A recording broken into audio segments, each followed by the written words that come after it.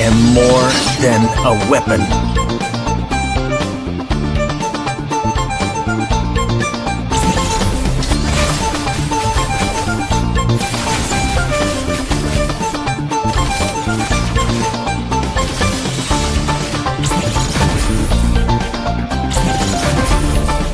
What for? You asked for it. Chain up! It is my mercy.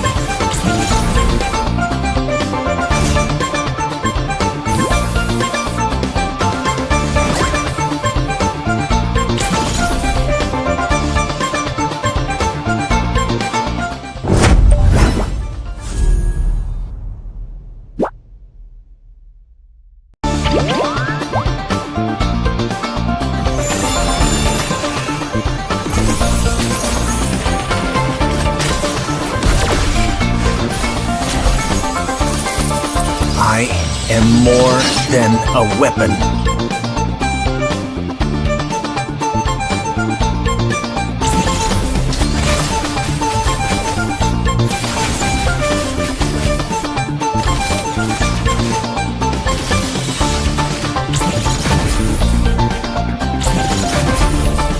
What for? You asked for it. Chain up! It is my mercy.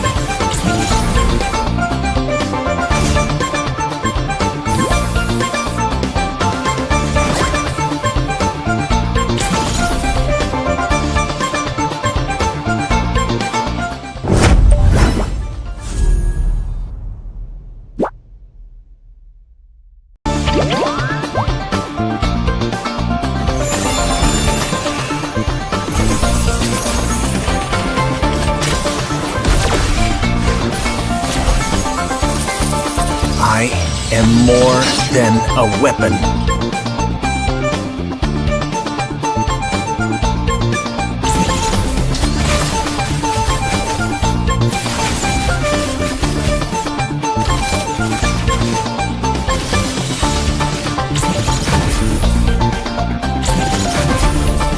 What for?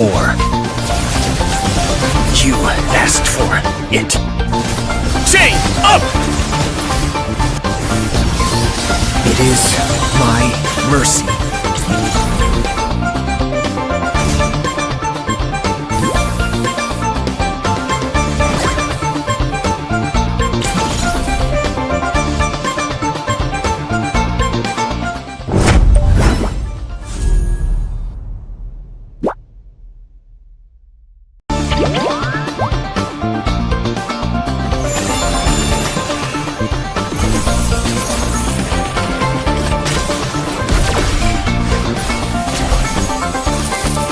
I am more than a weapon.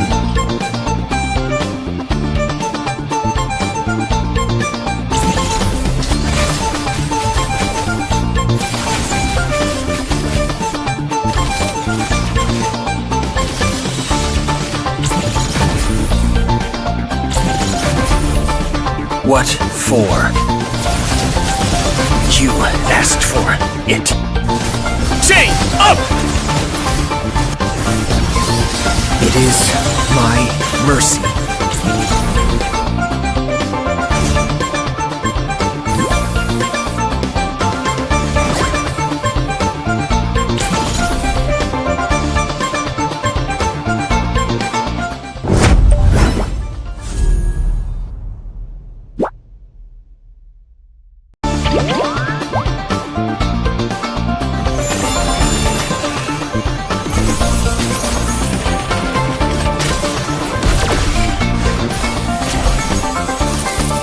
I am more than a weapon.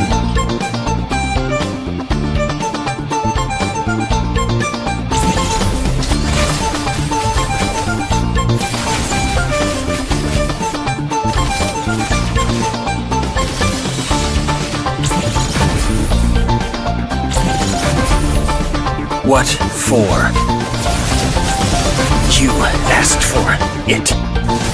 Chain up! It is my mercy.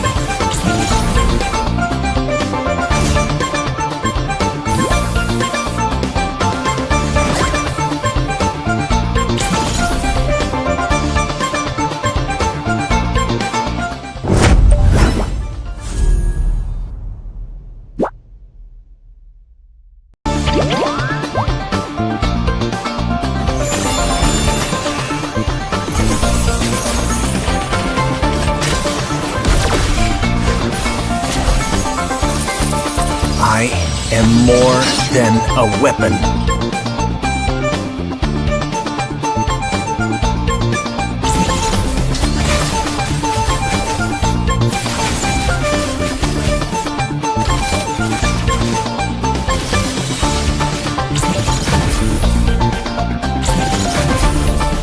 What for? You asked for it. Chain up! It is my mercy.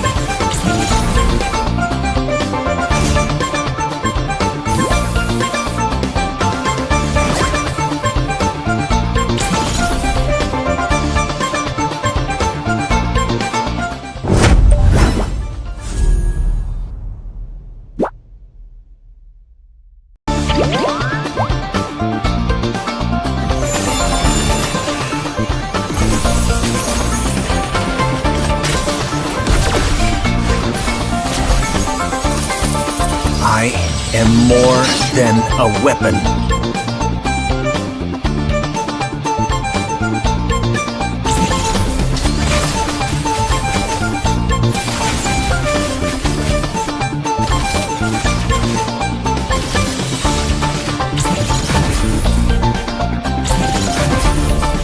What for?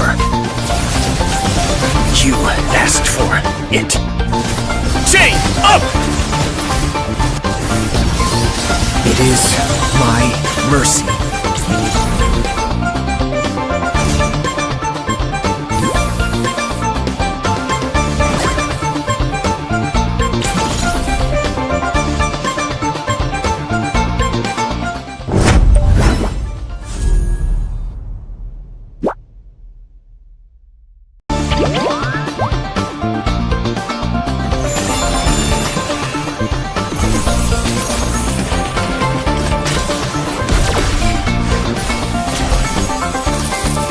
I am more than a weapon.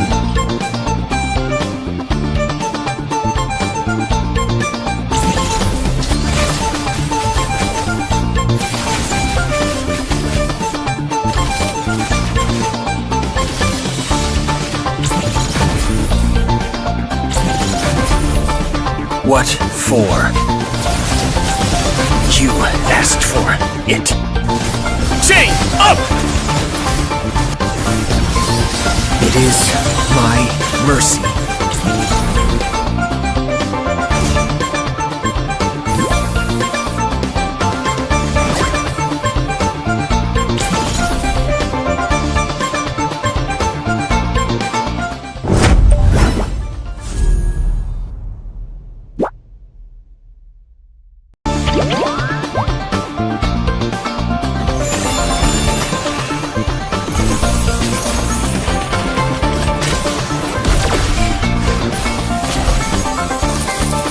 I am more than a weapon.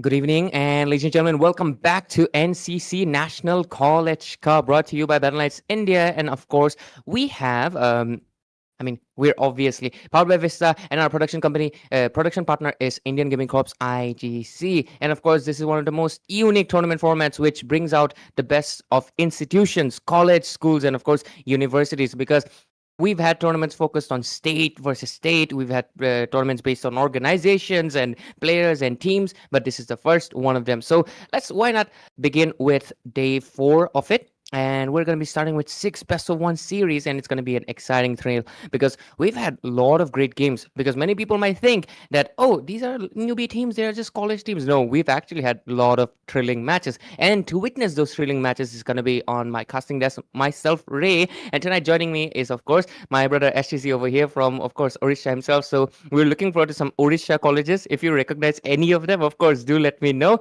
So STC, nice to have you finally on on NCC. Thank you so much. Probably my college didn't register for this thing. I mean, Why? so. You should have forced them. Why?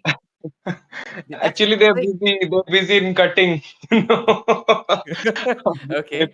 they Okay. don't have the time to do such to play in NCC. But it's okay. MLU is here. It's a kind of, I mean, 4 kilometers. From Yep. Orissa. It's like near my home, MLU. It's a law university, and Mm-hmm. I'm happy to see them here. To tell you one thing, they got a fight in like previous week. They got into a fight, the students, and they just got a mental. So I don't know Okay. how Okay. the match will be. It will be I mean, lit up or fire up. I don't know. But the first match, GU versus RIT, I'm excited for it. It's my first day at NCC at Battle Night as well. So Mm-hmm. I'm damn, you can say, what, excited for it. So let's see Yeah. how it Yeah, of goes. course. Of course. Ashizi here, ladies and gentlemen. If you don't know, Ashizi is one of the senior casters of obviously MOBA 5v5, and he's also a really great, talented. You glaze me always. Let me glaze you too, buddy. Don't worry. He's one of the really great play-by-play casters, and he excels at Hindi actually. Hindi casting. If you want a standard, I think many people know already SMRV, but he's actually, I would definitely say he's top 3. Easy, bro. Come on, easy. But he's also very good with English. He does obviously both languages, but of course, since NCC is going to be English casting, he's going to be sticking to English, and he's going to be providing the hype and shout casting of those team fights. And I'm really happy to have he's like a little bro to me. He's not that young, don't worry. He's not a child, but he's obviously a little bit younger, so it's nice to have you. Of course, I mean, he's a student, so am I, and so it's kind of really nice that we're doing this National College Cup, and it would be a fun thing to see any of the other colleges from Odisha. If you have any tea or information regarding them, do share to the audiences. And if you want to make sure you catch that information from Ash Easy, make sure you share it with your friends and your classmates, because of course, most likely you're a student that is here for the teams and institutions. So make sure you like the stream, share it, of course, subscribe to Battleknights India. And with that, our first 2 teams, ladies and gentlemen, 6 best of 1 matches, all elimination 1 chances. So every match is going to be counting. First one I saw GU, so that is going to be Guwahati. Some people say Guwahati, some people say Guwahati, but in pure Assamese, it's actually Guwahati. So I'll call it Guwahati University. And next one is going to be uh, RIT. RIT, Institute of Technology. The R actually, I can't read it. Can you? It says, yeah, There could be a lot of abbreviation, but I'm not sure what it is. But RIT, RIT Romco institution Institute. technology is already being, Yeah. I mean, obvious for that IT. I'm not sure about that. Maybe it's Roorkee Hmm. Institute of Technology, or maybe it's I'm not sure what Ranchi as well. Ranchi also. Could be. Ranchi could be one of them. But yeah, they're going to be coming in draft pretty soon. We're giving them a little bit of time to prepare. Have you been seeing any of the matches? If you haven't been, we on the first 2 days we got like first day we had a maniac, second day we also had a maniac. Okay, look at the team's name. First pick is going to be Hell's Guardian. Okay, we're having some demon followers over here because they're the guardians of hell, and the other side is going to be EVIGHEDEN. Okay, I hope I'm pronouncing it right. So let's see. Let's see. EVIGHEDEN is going to be getting the second pick. And what is that? A first pick Franco. But yesterday, Ashizi, one of the we had a female team actually. We had a female team. I think you know. It was Sarah playing Hanabi, and her team won. And Franco user is also actually a girl player as well. And she was a really good hooker because she was hooking people from like from one wall to another. That is an insane thing. Usually people hook from, when there's a visible distance, like they can see there's the opponent coming in, they have the visibility. But she was hooking people through walls. I mean, hook does go through walls. That's not a hack, by the way. But yeah, hooks do go through walls, but that is a really good amount of map knowledge. They were able to detect like there are 3 members coming through this, and they were able to hook. So maybe Hell's Guardian is afraid there's another good Franco user coming in. I mean, Indian players, we are good at hooking. But you know what? What is the fun right now? Ishanshin is you can say a broken meta, and he can easily immune that hooks. So if you want to counter the obvious Franco, you can go for the Ishanshin. Maybe that could be a good pick, as well as it's the single double S tier jungle right now in the jungling options, as well as you can go for the Lancelot. But I feel like Lancelot can be, I mean, not Franco can be a good counter of Lancelot. The Bloody Hunt can just stop him in the way when he was zing zing zing Mhm. with the help of the minions or the, I mean, enemies heroes. So maybe that's the thing. Lancelot will not be a good choice, but you can go with a Fedrin or a Bakshia or a, I mean, Ishanshin. There are a lot of heroes right now. I don't have to recall the tiers, but I can only say that double S goes to Ishanshin. Then come the S tier. There are only 4 heroes there: Fedrin, Bakshia, Hayabusa, as well as Lancelot. And then it's A plus tier and A tier. Let's don't go for to there. But let's see what will happen. As you said, Hanabi, yeah, Hanabi. I saw a video of Kronos yesterday. He was talking about the MDL Latam. There I saw that MDL Latam professional players are playing Hanabi in the goal lane, so it can be a meta right now. You cannot say it's a trash.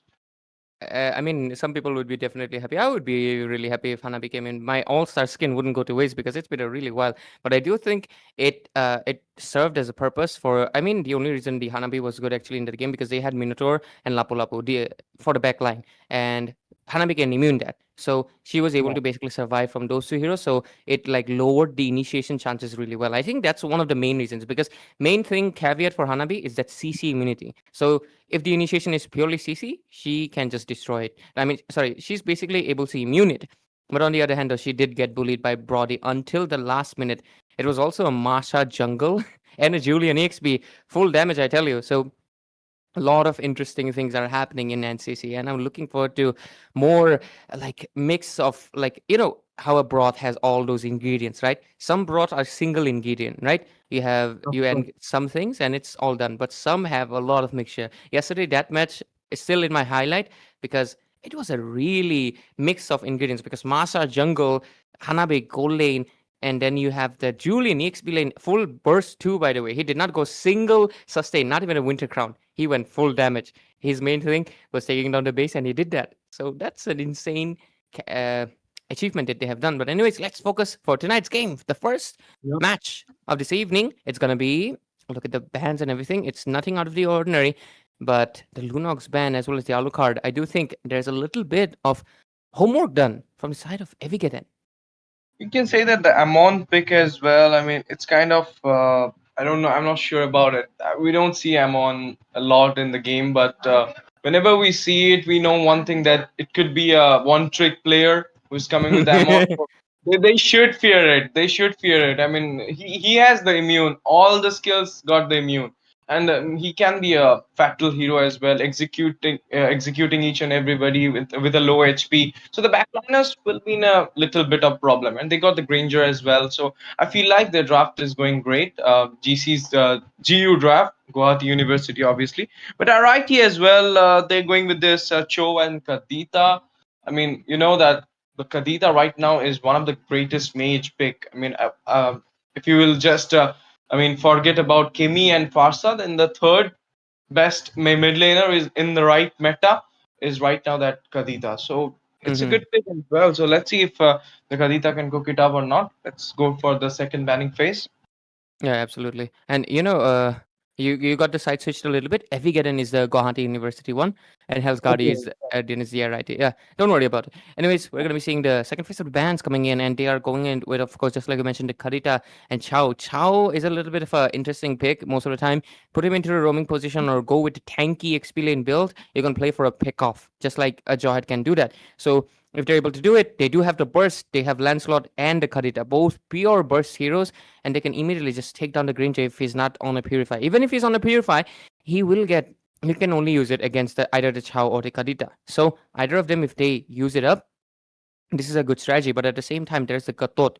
Gatot is notorious for one thing. His taunt can easily disrupt the Chao as well as the Lancelot. Kadita is CC immune, so it's not going to be that much of an issue, but the Lancelot and the Chao, they have to be wary of that unbreakable taunt that's going to be coming in anytime the Gatot is nearby them or he sees them coming in. Not to mention the AOG is right there to disrupt the positioning, because AOG means that they have to dislocate. They have to make sure they separate themselves, and that kind of ruins your positioning.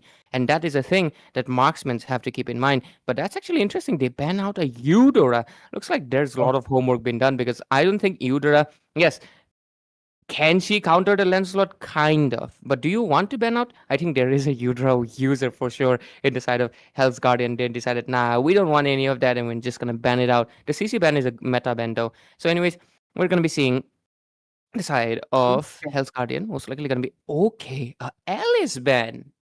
Yeah, that's something new I'm seeing right now. And you know what? I feel like we can see obviously we can see that Franco is banned, so we can see Kufra here. Kufra will be a great counter for Lancelot.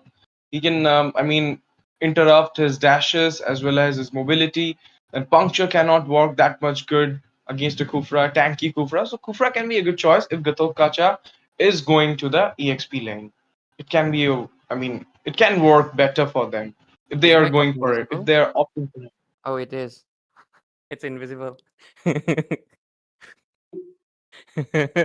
Yeah, but sorry to interrupt you.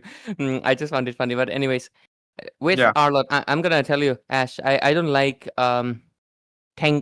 fighter roamers right now. I really prefer either you go support, commit to the support role, so you got the heals, you got the sustain, you got the Flask of Oasis, or you commit with the tank. Like bring out a Hylos, bring out the Gatot, which the other side have already done, bring out something, and even a Tigreal is completely fine. I just don't like the fighter roam for two things. First of all, you're kind of diminishing the effect he could have as an EXP lane. If this Arlott goes roam, he's gonna be suffering a little bit. But Chao roam, I think it's half decent. He can make it work. But that's the thing. Fighters are not tanky as a tank. I think around 6 seasons ago, we received a nerf to all the fighters. Remember, all of them have their defense lowered when they use the tank items, and that's why tanks are the best if you want a tank. But if you want an initiator only, it's a high risk, high play. And it's a gamble, basically. And to make a gamble in a best of one series, I don't support that. I think in a best of one series, do your best because you want to pass it. Because you want to get to the best of 3 series where you can take risks, where you can make a 2-1 game happen. It doesn't have to be 2-0, but you can make that. In a best of one, though, I definitely feel like you should go for the best. And look at that. They actually don't even commit to a goal lane. What is this? They actually commit with the UNS EXP lane, so that means that either this Chao or Arlott is going to go towards the Granger. I feel like the Arlott will be a great choice against a Granger.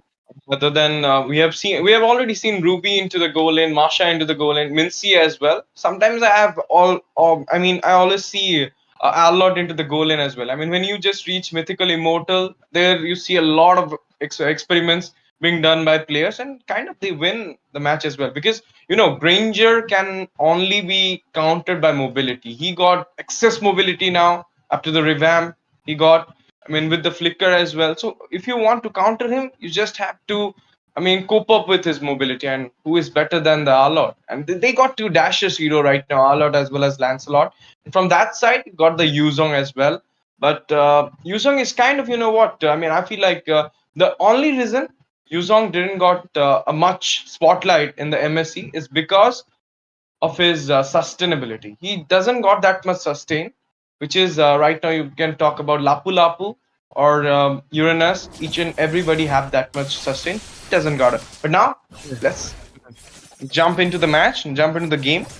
Absolutely. And thank you, Ashizzy. Ladies and gentlemen, oh, what just happened? Immediately, while our camera is focused on the jungle, suddenly there's a first blood happening under the hands of Gatot. But anyways, ladies and gentlemen, boys and girls, welcome to NCC, and we're having a very interesting game on our hands, right on game number 1. Intercasting this myself, Ray, and Ash TZ is joining me. How does a Gatot get a first blood? Who was it even? Who got taken down? Uranus! Okay, that's a nice name. Yeah, that's good. That's good. They started it well, but now, oh my goodness, the aggression being shown by this Cho is a lot. He's kind of about to take down the Aurora, but Aurora just back off, and he got the passive, but still he's not stopping himself. He's just going forward and forward. Yeah, it's interesting that Uranus. I think Uranus overextended. I feel like that was the main case, or else Uranus dying in the level 1. I don't think so. Anyways, oh, Lancelot, Ching, nah. Is he gonna go though? Okay, no, look at that 3-man being there, but no, Vengeance will be popped up and Gatot Kacha will be saved. But in the meantime, we saw the puncture coming up for the save, as well as, oh my goodness, going for a fight once again. Lancelot is not backing off, coming from the backline. Arlot, oh my goodness! He will miss it. No, he will not miss it. He will taking the Lancelot down. I thought that Lancelot can just he should have gone back, Ray. He shouldn't have come again for the fight. Absolutely. But the score being 2-4-2 means it's already like a I'm Amon though. He's gonna get bursted out. Yeah. Oh my god, Avalanche. That's actually a YouTuber's name if I'm not wrong. But yeah, 2-4-3 score, and it's already looking a very head-to-head, neck-to-neck competition. Both of the teams are really going up to each other's neck, and that's something I really, really like. Oh, wait a second. Wait a second. Lancelot, I know him. That's Simslot. I know him actually. He's a friend of mine. I just noticed. My bad. But anyways, go ahead. Simslot means he's the Assam Lancelot, I feel like. I've also met him in the game so many times. But before that, we can see one potential gank is coming up at the jungle. Kadita managed to execute it. That Amon, and right now going for the way of dragon on the Gatot Kacha at a sliver of HP. Kadita and the co are going for Blizzard Glacier, just come up into the time, revitalizing as well. Phantom execution into the way. Gatot Kacha will be taken down. Passive just popped up, and it will be a third trade to the turtle for the side of team IGN:ID+, because they will be taking on each and every kills. Amon just used the ult and will be taken out as well. Simsalot is the one taking out the Amon. Just took the revenge of the top lane fight. So far, already we can clearly see that the draft composition that the side of RIT has cooked up, it's actually amazingly well done. And I'm just really, really surprised how good the side of this team are really, really able to do it. But anyways, let's go. Most likely, we're going to be seeing the engages coming into the top lane. The Arlot is doing a fantastic job, but Escanor on this, Khadita doing an immaculate job. But overall, Dina has to watch out the positioning, but Chao, they're really going for the pokes, but no, they're really playing very aggressive, but look at that, AOG. Okay, AOG come up as well as the Blizzard Glacier. Yuzong will be taken down easily, and in the end moment, we can see Amon coming with the ult, will be taking down that Uranus. Hentai will not be surviving it. Phantom execution into the point. Dash is coming up. It will be Amon's last breath. He'll be going into the heaven side. Puncture once again. Double kill will be secured. Going inside the base turret. Okay, that was, kind of, you can say, a lot of damage from the turret. He just back off himself. That's a good idea. He got 2 kills. 2 for 1 trade, Ray. But ultimately, it is pretty clear the side of RIT, their institution is doing much better than GHY University right now, the teams. And because of it, we can clearly see a little bit of a gold. Oh, you were actually completely right. The Granger stood no chance against the Arlot, and he's just absolutely destroying it. And oh, look at that, another engage. Okay, RIT is right now getting the hand onto that Gatot Kacha once again, and we can see Sliver of HP managed to escape, revitalizing just popped up, and recall spamming as well. The goal lead is letting him to spam that recall onto Aurora, because I feel like this match is kind of getting into a single-handed. Yeah, absolutely. And it is, even though it's one-sided, I usually look towards the differences in towers or maybe objectives, but this Granger, he's not living, he's not surviving, he's just getting taken down left and right, and they are not even getting the objectives. This is looking grim for the side of GHY University team representative, Nino. I'm not sure about it, but Ray, did you just saw that? It was a absolute beauty from that show, how he just come and went for that way of dragon, managed to take out the blue buff from the hand of Amon, and now a fight is begin at the jungle. A lot of damage coming from the Amon, but how much it will be, because the poke as well from Kadita is a lot. In the meantime, Aurora coming up, Arlott find his way. Amon got down by the Lancelot, passive just popped off, and here you go, mega kill for the Kadita, as well as everyone else will be taking out that Aurora from the map. 3-man down already, and it will be the fourth for the Kadita, as he will be securing double kill. What a game. Dominating one from the side of our IT. 18-3 is the micro score. It is disgusting, the hands of the damage that's coming in from Pio, the Arlott. He's not letting Dina do anything. I doubt Dina has any stacks right now, like Popper, because 0-4-3 on the Granger, it's basically, you're so offline. You're not able to do much. Bottom lane, they're putting so much pressure. It's team fight after team fight, and they just do not stop. Look at that. Uranus is just playing with fire right now, but the Chow most likely looking for another angle to go in. Most likely, the kick comes in. Oh my goodness, he will be finding his way onto Amon once again, killing spree and a double kill as well. Simpson is right now simping. Not simping, he's dashing each and every dashes onto GU, and GU is kind of falling down. Ray, I think you'll not be happy. Are you a student of GU? What I'm seeing? Yeah, what I'm seeing, Ray. This is the first time I'm seeing this thing. Damn, that's kind of sad.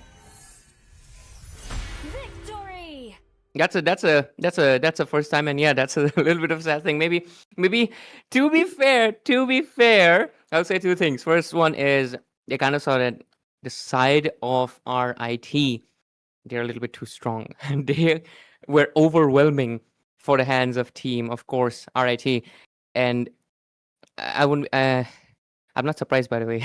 GHY teams tend to do that. I mean, this is not the first time I've seen.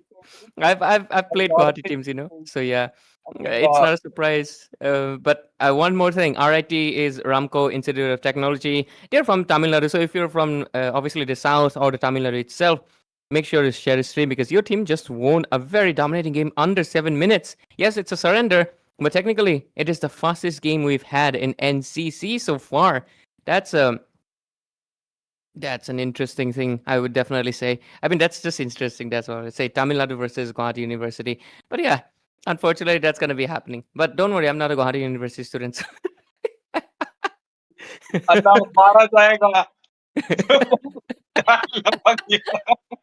Oh, bro. But yeah, that was funny. Actually, Tamil Nadu college, but it's okay. I mean, it's kind of, I will tell you, I've been casting since 8 to 9 months. I haven't seen a single surrender yet. Maybe they mentally they were not stable at that point. They just thought, if we play, we can't win the game. We can't win the game. I mean, they are not confident that much. That's maybe the reason, because when you saw that Cho is coming without anything and going inside the turret, kicking out that Granger with a Wave of Dragon, the game was over at that point. And it was Arlott going in, by the way, that they pick it up and winning the match. How good it is. But now the perfect timing, Ray, for our viewers. We have the spin wheel. I'll let you, give the chance that please explain it to the viewers how it works. Absolutely. Ladies and gentlemen, this is obviously we're going to be starting with the giveaways today. Spin the wheel, and to register for it, to participate in it, whatever the word you call it. If you want to participate in this giveaway, and you can, first let me tell you, you can win anywhere from 199, which is a basic skin, to 899 diamonds for free if you win it. That's basically an epic skin, and it can all be yours if you follow a few things. The first one is obviously going to be, you have to share the YouTube stream on any social media. It can be WhatsApp group, it can be an Instagram group, you can share it with a Discord server, you can even share it on a Facebook group. Most of these are going to be the main popular sources, but you can share it to anywhere, and you have to share it in groups. So you have to send a proof of the screenshot first. Okay, we have to verify. Anybody can say, hey, I shared it, I participated in it, but that's not going to be. We have to verify. So you have to send a screenshot as proof to join the giveaway with your IGN in-game name and your server ID. And obviously, the group will be given in the link in description or the chat even. So make sure to keep an eye out and check it out for yourself. Make sure you share it and you provide the screenshot as the proof that I am a valid participant. And just right now, watch the stream, watch the live, and just see if your name comes up. Maybe you get lucky tonight, and maybe you're one of the either 199 or even 899 diamonds winner. So if we are obviously we are all ready to do this, obviously the spin, and we want to announce the winners as well. And also, the more you share, the higher your chances are to be selected in spin the wheel and everything. The moderators and everything will definitely clarify you just in case you joined a little bit later. But do participate on the spin the wheel, share the stream as much as possible to WhatsApp, Instagram, anywhere. Just share it and you will be able to participate. So if you're ready, I think we can spin the wheel maybe. Ashley, do you remember the procedure? I came in a little bit late, you know. Yep. I mean, there will be 6 spins in which we will Yep. get 6 Six finalists, and then matches, we'll six have a spins. Yeah. final executing spin in which we'll have one lucky winner with the IGN and ID server. It will be mentioned there, and that lucky winner will have another spin in which, as you said, 199, 299, 399. This type of all those diamonds will be written, and if he wins one of it, he will getting the reward. I mean, whichever he wins. So Mhm. from every match, we'll have this. I mean, all this ID server name and IGN, everyone, and one finalist will be chosen. So 6 matches, Mhm. that means 6 finalists, and Mhm. then those from those 6 finalists, one lucky winner will be selected by spinning again with those 6 members, and we'll have our lucky winner, and then the lucky winner will have the chance to spin the wheel once again for the rewards. The rewards, a lot of rewards are there, from, as you said, from 299 diamonds, that means One nine basic nine. Yeah. skin, sorry, 199 diamonds from a basic skins to Eight epic nine tier nine. skin, that is 899 diamonds. So you Mhm. can have, I mean, I will not go for an epic skin. I will go, because I mean, Vista is giving a lot of epic skins now as free. I'll rather go for 3 starlight. Smart investment because if you save the starlight points, you can get the annual starlight from the shop. Actually, Yep. yeah, you Yep. can get it by 3 starlights. That's a Yep. that's a really great thing. Looks like we have already spun the wheel. And did we get any names? I'm not seeing any name in that yet though, but we should be seeing it pretty soon. I love Sylvana, by the way. You know, Sylvana was actually, when she first released, she was my most played hero. Like, I was spamming her, and I had 100% win rate in 100 matches. And I had that record in the world. I'm 100% sure. And I Yeah. think due to the I mean, this is for the first time it is happening in NCC also. I mean, today is my first day as well, so that's the reason we can't see the name, but we will, I mean, obviously announce it soon as possible. We'll get the name. Yeah. So since we're gonna be seeing the name pretty soon, the result will be given. Do not worry. If you're a winner, you'll get it. No issues. And you'll obviously have to verify yourself. You have to share the stream everywhere. Well, it's live, of course. So make sure Obviously. to share it, make sure you're prepared, and make sure you participate and win it. Of course, we want you guys to win. What if there's only few people who's doing it? It's you make it easier for them, others, you know? Of course, Why of make it course. easier for others to get the reward?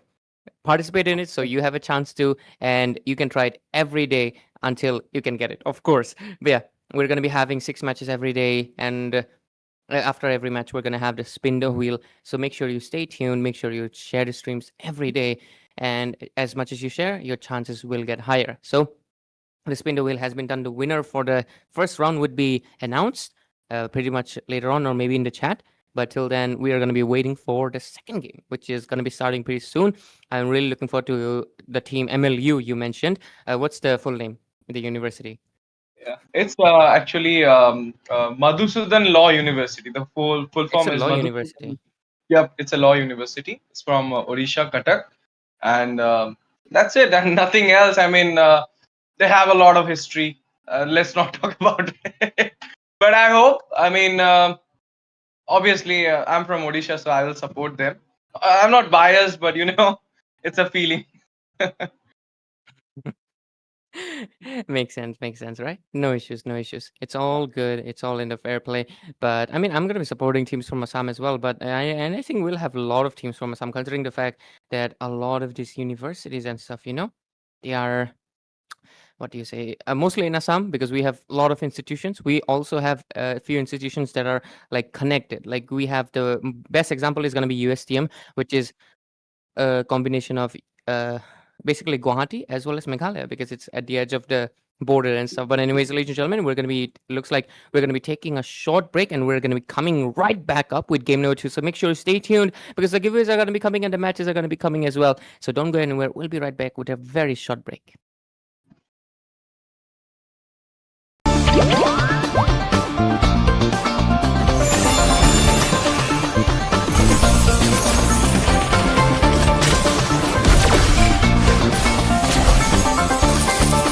I am more than a weapon.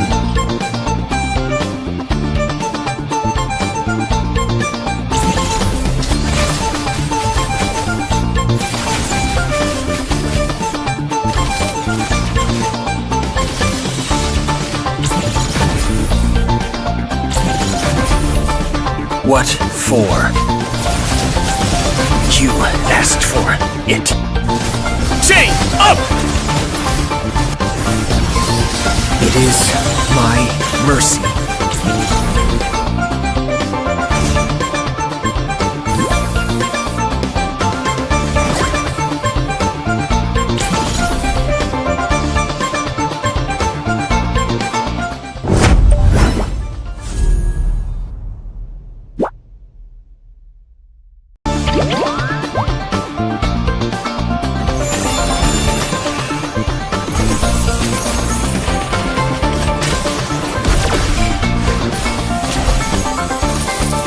I am more than a weapon.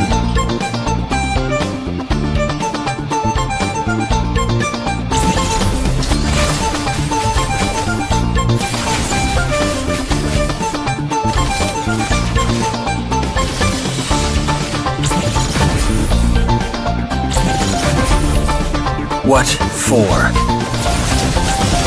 You asked for it. Chain up! It is my mercy.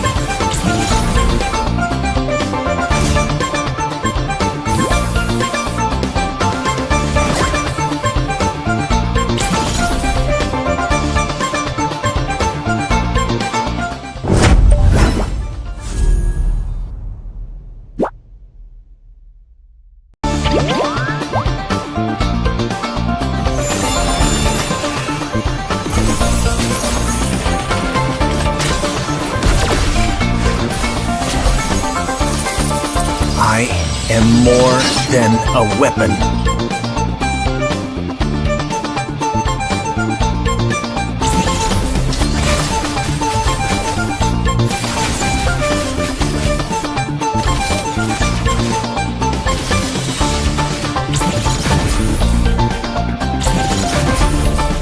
What for? You asked for it. Chain up! It is my mercy.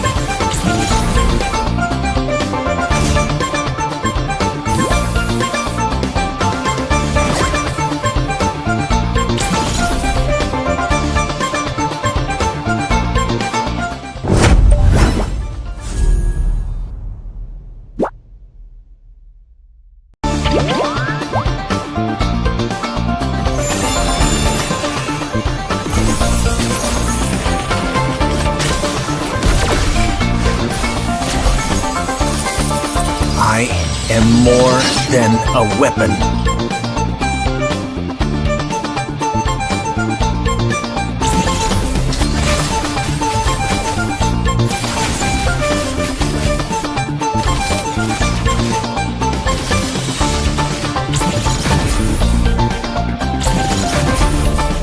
What for? You asked for it. Chain up! It is my mercy.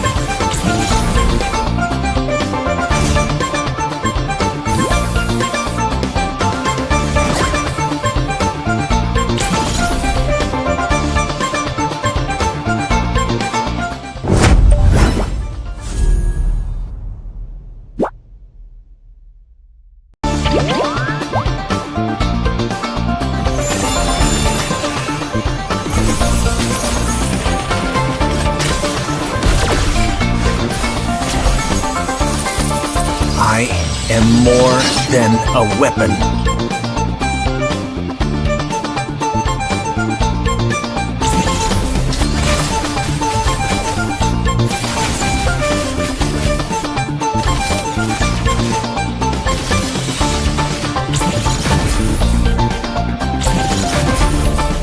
What for? You asked for it. Chain up! It is my mercy.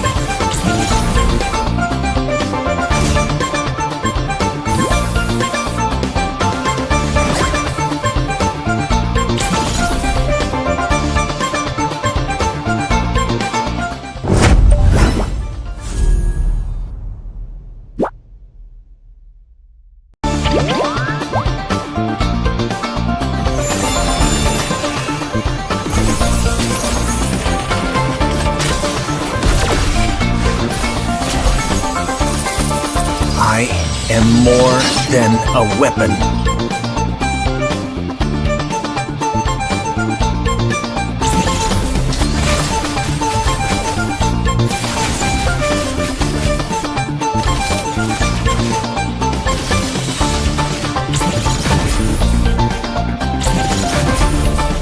What for?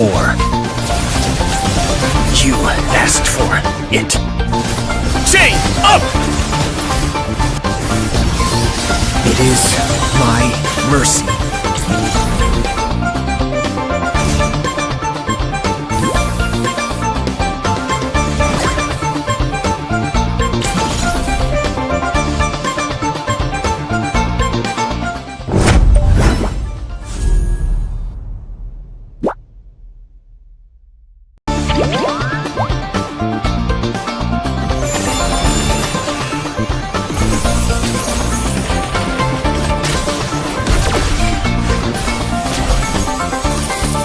I am more than a weapon.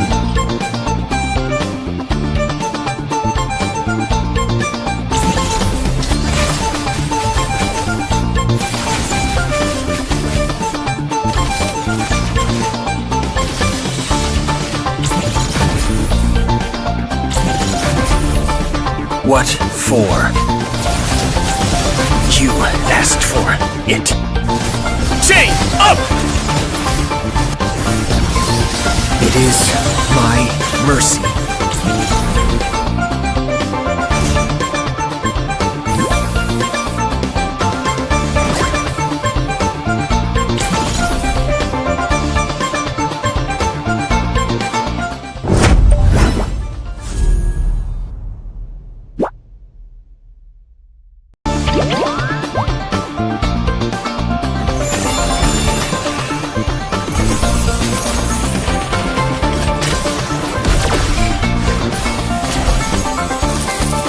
I am more than a weapon.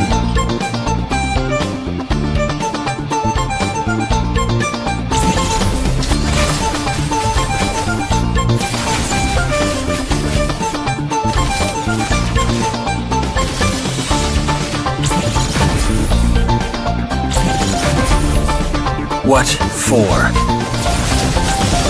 You asked for it. Chain up! It is my mercy.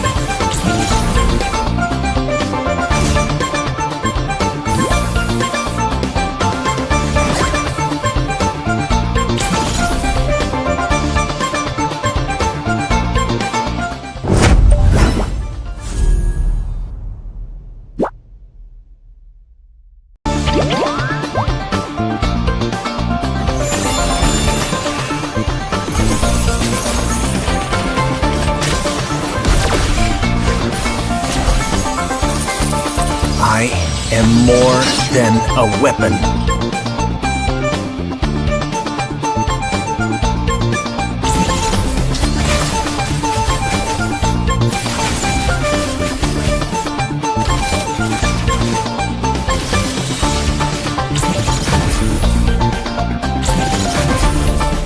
What for?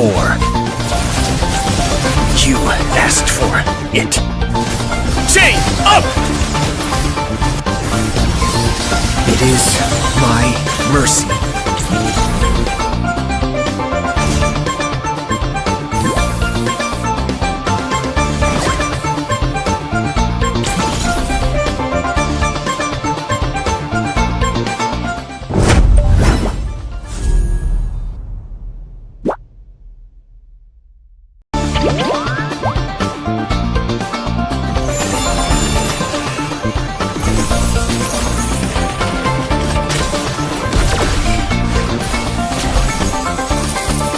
I am more than a weapon.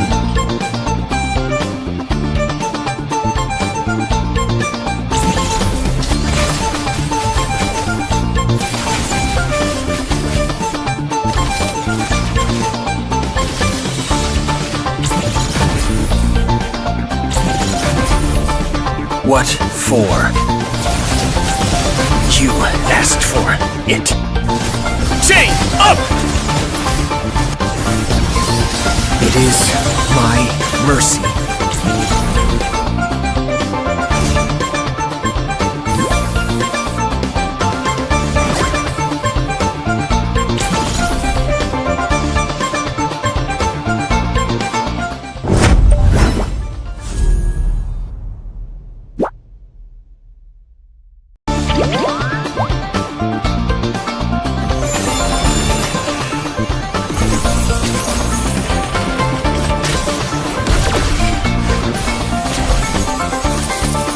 I am more than a weapon.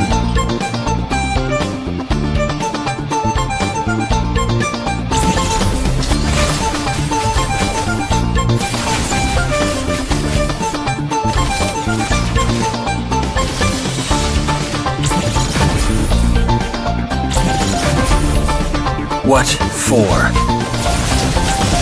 You asked for it. Chain up! It is my mercy.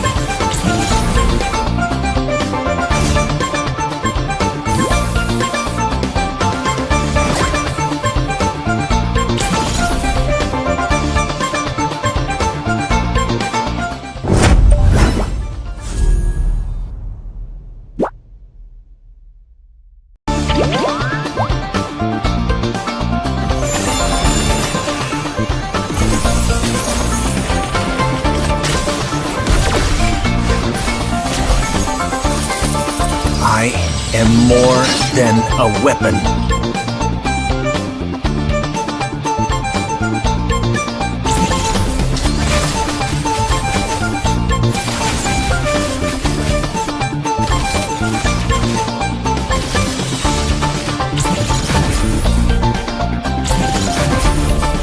What for?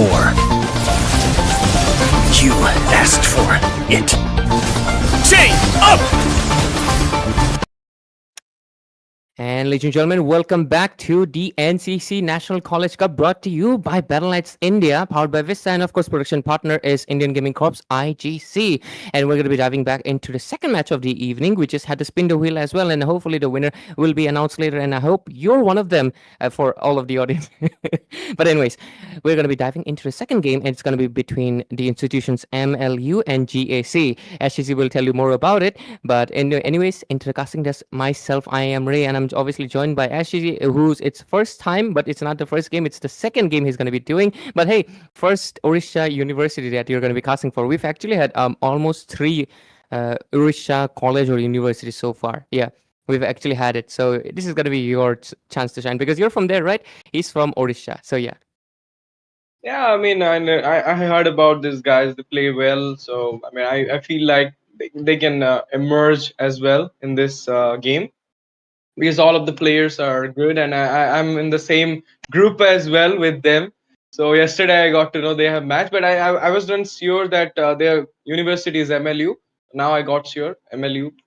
So this is the law. Future lawyers will be the future esports players as well.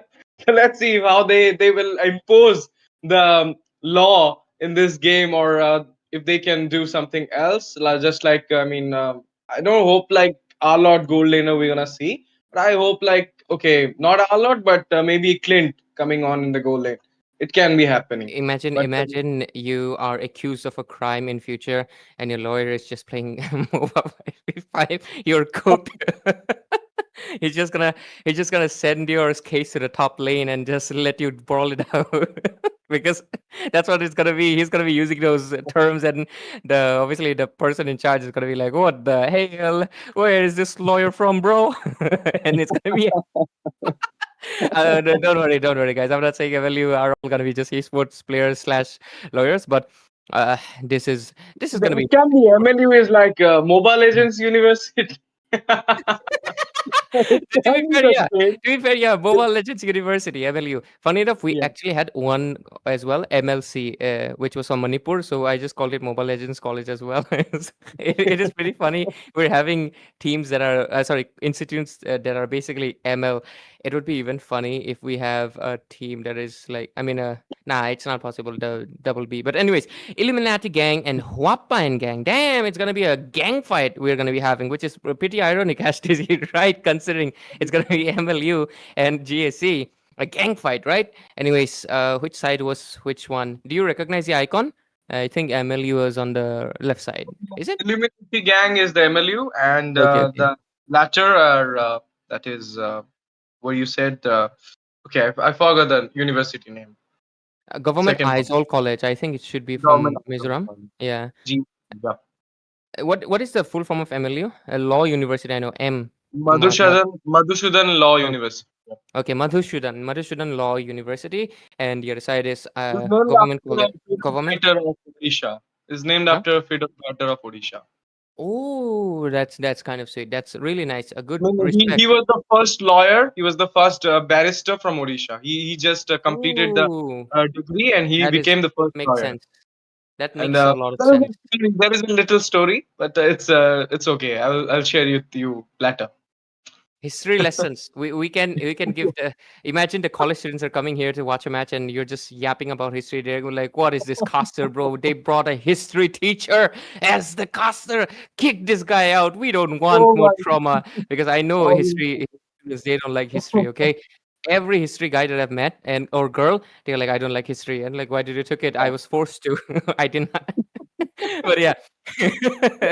But that's a fun part. Anyways, let's see how good their history is and how good they're going to be able to play because the bans are almost going to be done. I'm seeing an Argus as well as an Alucard ban.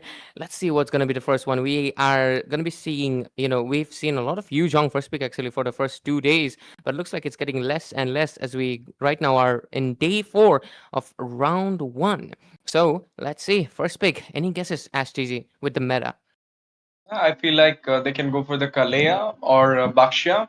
Both are open now, but looking like seeing after Illuminati gang's ban, that is a Florin, I don't feel like they will be going for the Bakshia.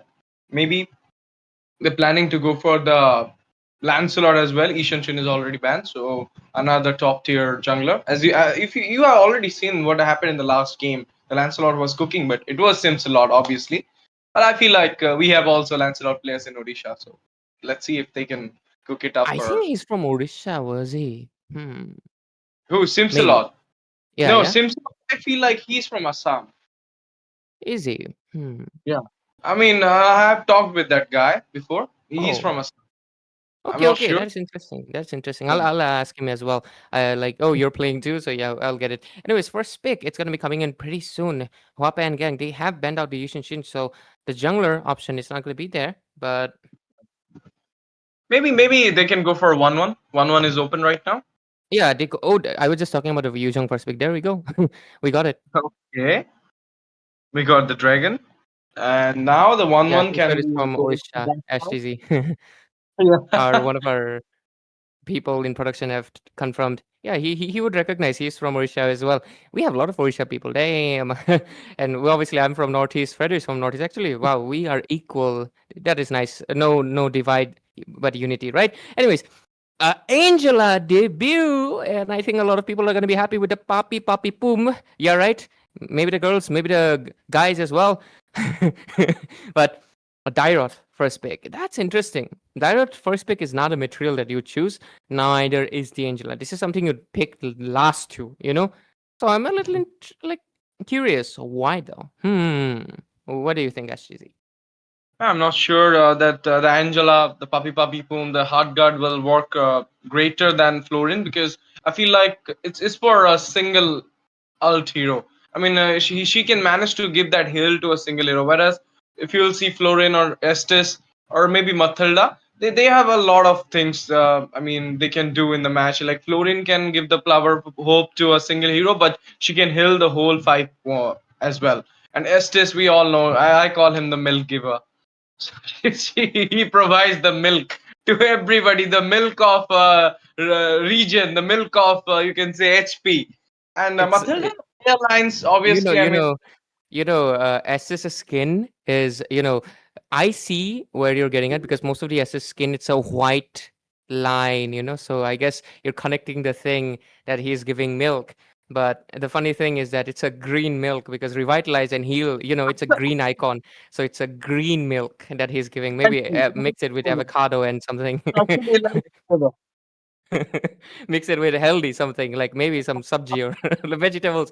I would not want to try that though. It would be very very dry on the mouth. I would not want to try.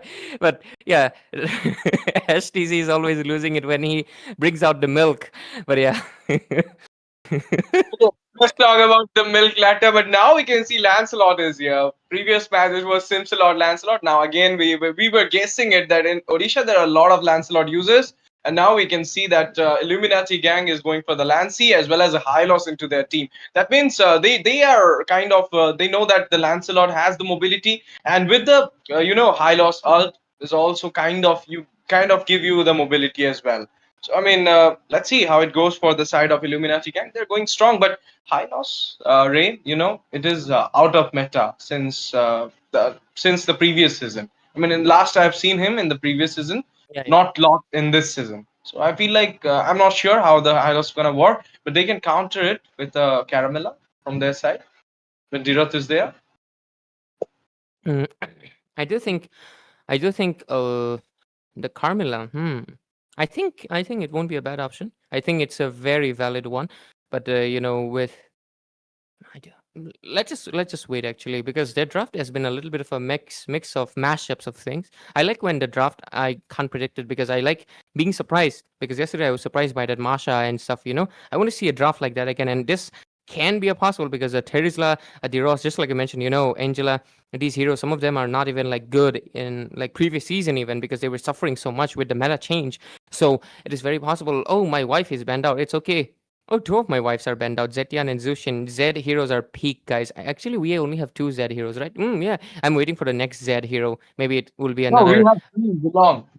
Huh? Sorry, Oh, Zilong. Zilong, the first waifu of every dude in Grandmaster to even mythical immortal.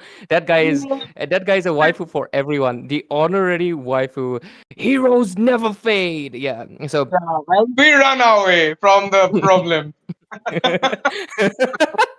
yeah, better be a Zilong. It's Zilong is me running away from my semester responsibilities. I do have an assignment and a project, but I'm here casting for another college tournament. Pretty ironic. Like if my sir asked me, "What were you doing?" I was doing college work. What college? Different college work. But yeah, we're gonna be seeing a Talking Nana about making a Zilong, debut too. and Yeah. we can see Anana there. Yeah, we can see a Nana. So it's a very mix and mashup of everything. And I won't be surprised if they bring out a Mia as their marksman. I'm gonna be honest with you with how they're going because it would feel like the trinity of like those heroes. But oh, there we go. The Beatrix and the Selena is gonna be coming in, and Selena, she's gonna be really bursting these two squishies that's gonna be in front, the Angela and the Nana. And last pick, marksman. It's gonna be something interesting. Who up and the gang? Government Isol College, GAC. What is gonna be their response? I'm We waiting. can go for a lot of heroes, a lot of options is right now open. You can say one is open. There is Irithel as well, so it's not banned by the Illuminati gang. They can go for it, but as you said, Anana comes into the mid, so maybe there is a chance that a Mia can come into the goal lane. It can happen, and you know what? I feel like Izol team wants to push the game, wants to take on the game as soon as possible after they got the snowball. But it's like with the Nana. I mean, if you're a good user, if you know the position, you can take on the game for yourself. But if you just lose your confidence or position, your opponents can, I mean, you know what they can do with the Nana. I mean, Nana tries to make friends, but enemies. I just wanna tell you, Ashes, yeah, you called it. I just said they would just pick up Mia right now, and they did.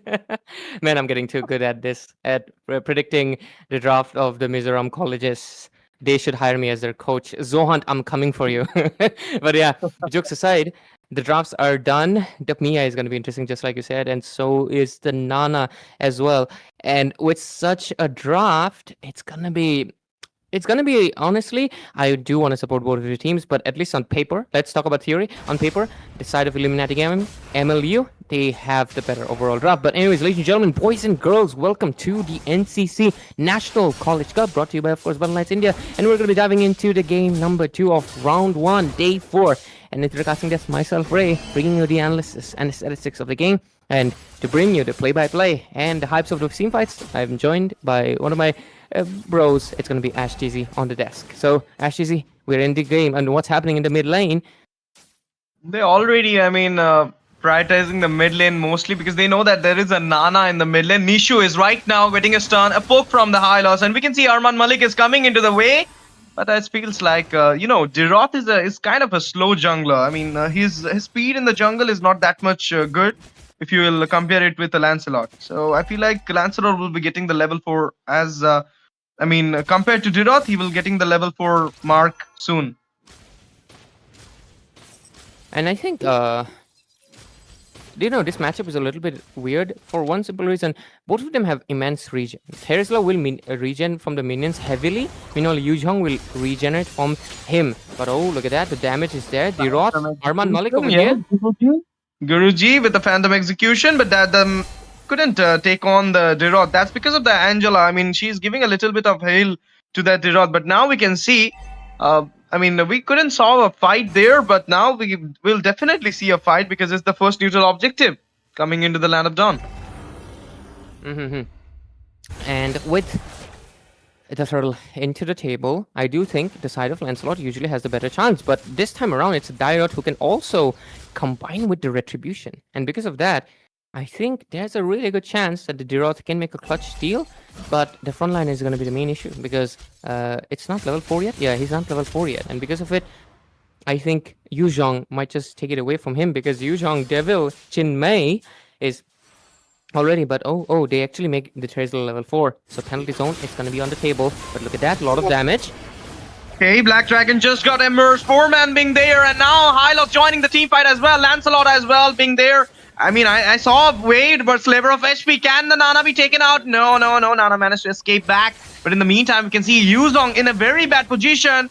Will be okay. He got some heal there. Hylos got some heal there, and will be back into the better position as well as the Yuzhong. But I feel like they lost the turtle. They don't get a kill either. Nothing on the table. So all that for just to lose it out ultimately. It was a futile attempt basically. So with that, Selena, what's that? She goes in. Okay. Nah. The prize has to be given because she just overextended herself. But now Nana Nishu doesn't want to get killed by any of the Illuminati gang. He just went for a suicidal act onto the turrets. That is very deep considering it's just been 3 or 4 minutes and he just wanted the first blood. I honestly, Selena players are the most hungry. Well, to be fair, their character is kind of that demoness thing. I mean, she was one of my favorite heroes, like way back when she released, like 2019 or something, when she first came out. And back then her design was bold, but look at that, she's gonna get bursted out, isn't she? But Angela comes in clutch. But Nishu, what happened? She's executed. Yes, Nishu is getting executed, and the fun fact is, I thought that the Hard Guard will be saving up that Mia, but then the Hylos and the Co managed to take her down. I feel like there is some issue regarding Nana there. I mean, maybe she is feeding. Nana feeding on a tournament, that is insane. That We is have seen a insane. surrender, so I'm not I'm not gonna get surprised if I will see a Nana feeding. But now we can see Nana is here in the match. Maybe a bit network issue there. And in the top lane, a fight is coming up. Before the penalty zone comes up, we can see. Okay, he managed to escape that. He managed to dodge it, but not much because that was the Lina and the Lancelot managed to take down that Mia in the bot lane as well as the tier. They'll be getting out that Angela as well. Shutdown is coming on. Mia will be getting a double kill onto the Hylos. Okay, he managed to get a double kill. That's a great start. I mean, 5 for 3. Yeah. 5, 4, 3, and it is an impressive effort that's coming in from GAC. They're actually able to get a little bit of trade, but I do think that was mainly because the side of course, MLU, they were a little bit aggressive. So because of that, it's pretty clear. But anyways, look at that. With Selena with a lot of aggression. 5-3 score. Turrets have not fallen that much except for the bottom lane far right into the hands of course, the side of MLU. Again, they do have the macro. They have gotten the objectives for themselves and they're doing really good so far. And the Lancelot's going to be farming up. Guruji over here is going to be the Guru. Oh, okay, two Lancelot. Oh, sorry. Giroud's going for a sustain build. Good enough. They do have the Angela to provide the dual sustain. So, in a way, it can work. If this game goes late, they can make it work. Because Mia in the late game with Inspired, it's basically a monster. But oh, better watch out over there. Invisibility used.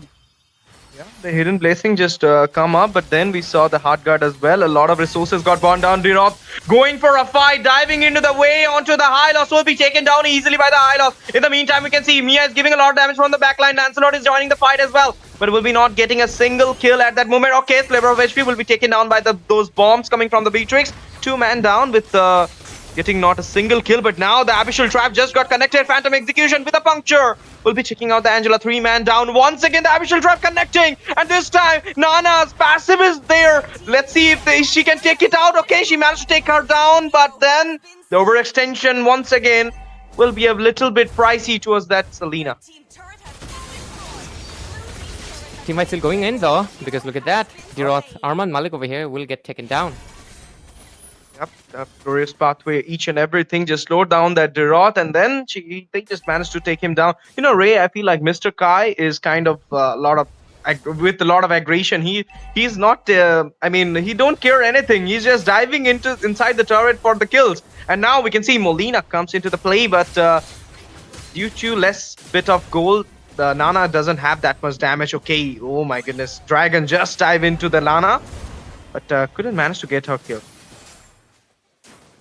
And I think with basically the gold amount that they have, the 6,000, I do think they are in a safe spot and they should stop kind of playing not too aggressive. Just like I mentioned, Mr. Kai over here, he's going for extremely aggressive plays, because of which he's like on a 2-2 and oh, Yu Zhang almost getting taken down over here, and he does. And I think this is what I was talking about, MLU. You have to pay respect for the hands of GAC. You can't, you are ahead, but you can't throw it away. The lead in your hands. And look at that, Lancelot also getting a little bit of a pressure. The turtle's gonna be gone, and the Lord's gonna be coming in. So, but Mr. Kai, his aggression is actually coming in. But look at that, into the top phase. Yeah, Hardguard once again coming up. Abyssal Track connecting, as well as Zeroth will be getting down into the track. Glorious Pathway just popped out, slowing down the enemies. And in the meantime, we can see a double kill for both of them. Beatrix as well as Hylos. Wow, the whole Illuminati gang will be wiping out the HUAPA and gang. That was, I mean, HUAPA and gang just got wiped out before the Lord emerging. And now we can see there will be a free Lord for the side of Illuminati gang. MLU is kind of having macro, micro, gold, everything into the hand. Yeah. And with basically the Lord free for them, I do think they're going to be getting the win pretty soon, considering they have a 9,000 goal lead. For a little bit, it did seem a little bit dire, but right now the chances have changed. And oh, Mr. Kai had to flicker away, but the Beatrix, she flickers away too. But just like I was talking about, you know, their aggression actually kind of paid off. Right now, they are maintaining basically a 10,000 goal lead, and that's a lot going to be coming in under either the top or the bottom lane, because both of the inhibitors are exposed. So with the Lord going in, I think they can commit to it and just basically, okay, it's going to come into the left lane, and we're going to be seeing the side of MLU most likely going for a third dive, because they're a team that has been doing that. But let's just wait out and see if they can at least make the base exposed, because when they do that, they will have a much easier game. But at the same time, they need to pay respect I would not underestimate a Mia any day because we're already heading towards the 10 minutes of a game, and anything can change at a swimp of a second.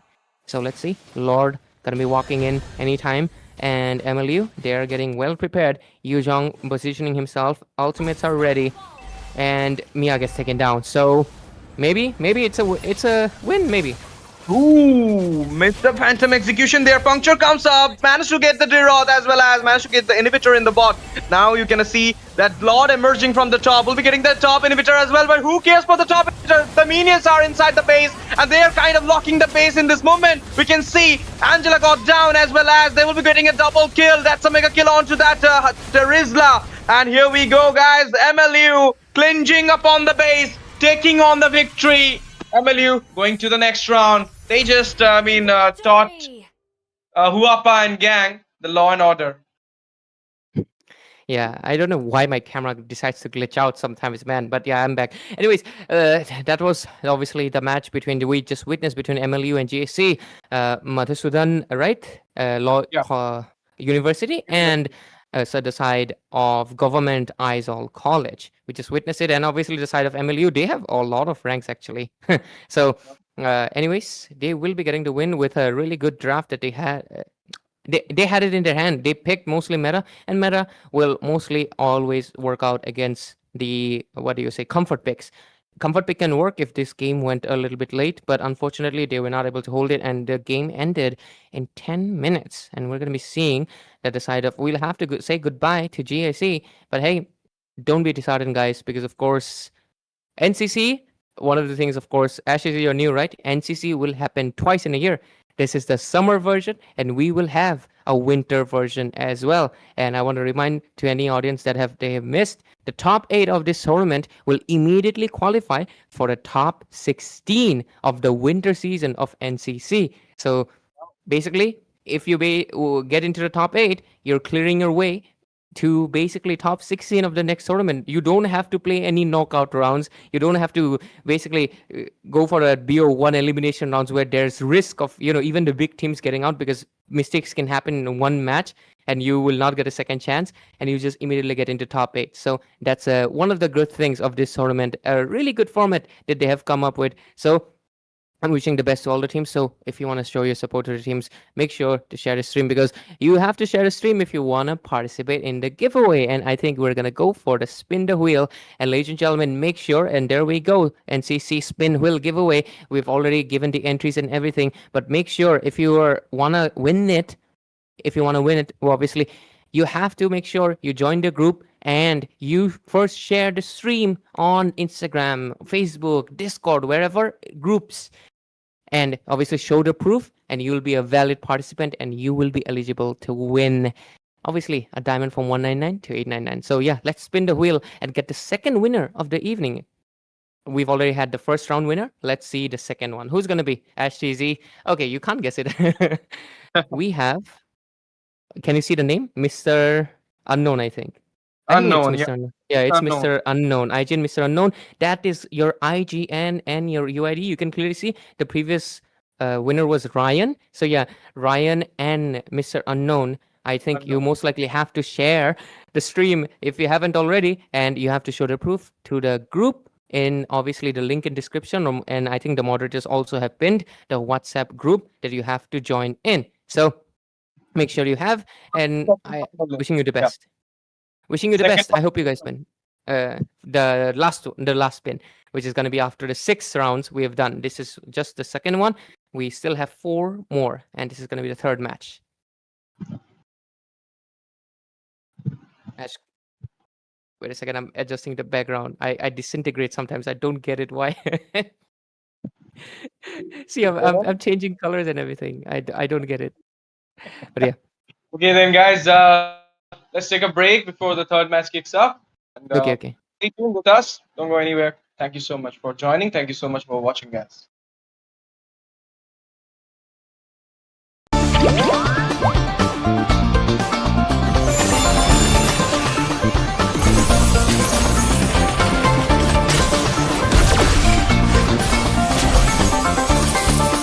I am more than a weapon.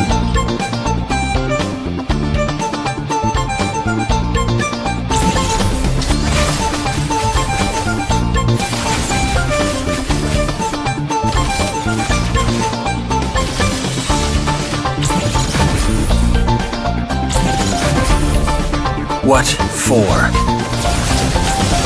You asked for it. Chain up!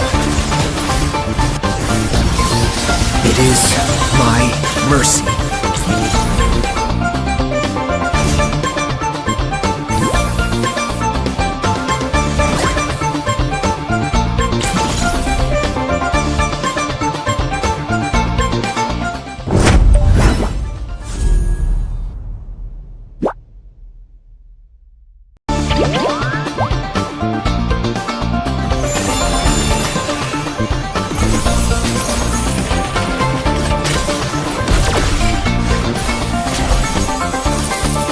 I am more than a weapon.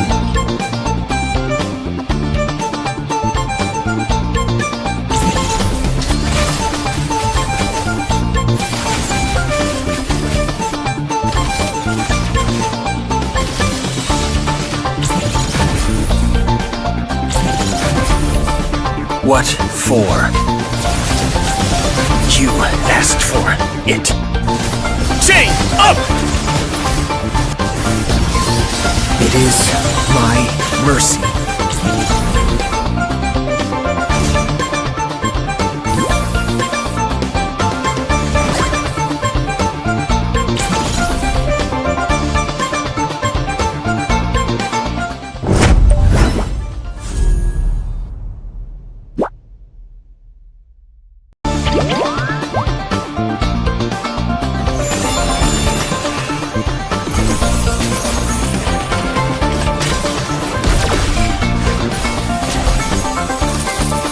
I am more than a weapon.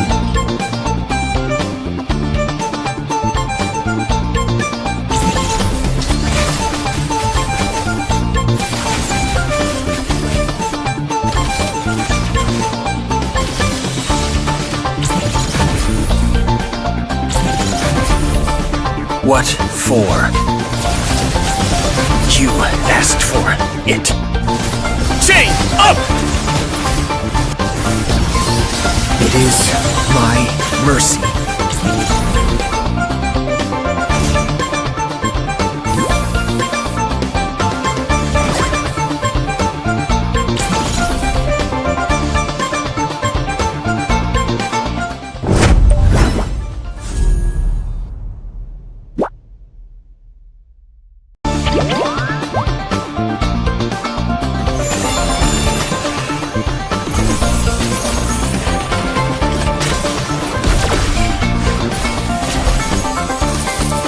I am more than a weapon.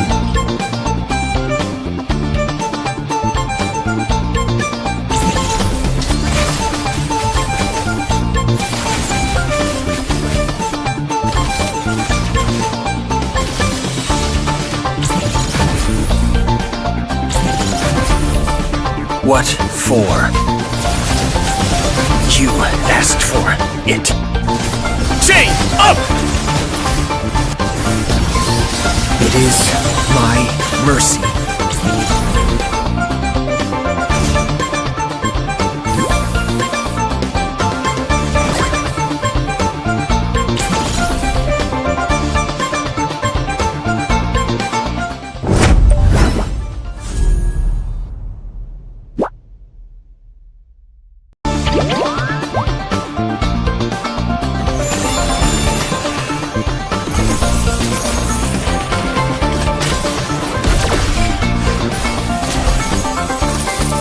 I am more than a weapon.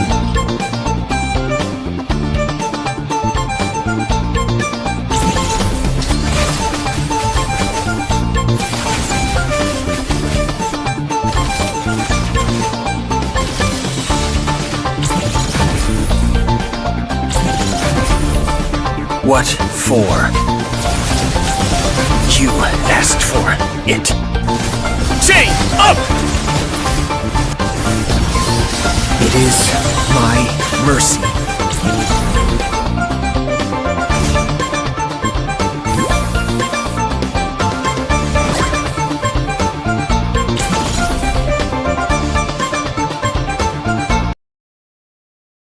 And ladies and gentlemen, we're going to be straight back to NCC National College Cup, and we're obviously diving back into the matches, the 6 best-of-1 series all elimination round, and we're going to be going to the third one of it. We just had 2 giveaways. The first one was won by Ryan, and the second one is won by Mr. Unknown. So if you want to participate, make sure you share the stream. I just want to notify you because obviously we want you to participate and you to win it as well. Anyways, we're going to be witnessing another game, and it's going to be interesting because I do know one of their teams, of course, and to my casting desk, I am myself Ray, of course, Zushin's husband, one and only. Please do not believe the chats who are saying they are going to steal. You cannot. But jokes aside, I'm joined by Ash TZ, who is obviously my bro over here, joining us tonight for the first time in NCC. And we're going to be having 2 teams. One, I cannot read the name yet. It's like GHY Athens, I think. And they're from Don Bosco Higher Secondary School, which should be from Guwahati, if I'm not wrong. And the other is Armageddon Esports, a team that is actually on Mythic Leaderboard at top 7 or 8, if I'm not wrong. Yeah, number 8. And they're from IIT Guwahati. That is really interesting because a lot of students, they try to do IIT. Damn, these are the future engineers, is it? And they're playing ML2. they're gonna build a. To be fair, Ash TZ, Land of Dawn does have beautiful structure, so maybe they will make turrets, in real life. imagine the bridge pillars are just turrets. You're gonna have like fear. Is this a blue turret or red one? They're from the CS trade and they can go develop a new Mobile Legends Bang Bang for themselves. Yeah. If they're from here, they can for sure. But yeah, Armageddon Esports, first pick, and GHY Athens. I do think GHY should stand for Guwahati. I should confirm, actually, Don Bosco Higher Secondary School. If I'm not wrong, it is... I mean, I changed my location, I shifted, but last year, I was in a place which is basically... It's like walking distance from Don Bosco Higher Secondary School. So if that's... Let me just confirm. But yeah, you go ahead and analyze the draft. Let me just confirm. Yes, On obviously, but now we can see that Armageddon Esports is going for the Ishanshin ban. That's a good thing. I mean, you all know that Ishanshin is right now, as I said, all 100 times, that he's the only double S tier, and he is being feared by each and every players. He can't be counter easily, even if you are having a Kufra or something like which can, I mean. Hinder the mobility, still Ishanshin is immune to those things. So you should ban him if you don't want any, I mean, problem in the game. But now from that side, we can see that is Uranus. It's a good ban as well because, but it's kind of, I mean, Ray, I don't know. Is Grok is banned now in the game?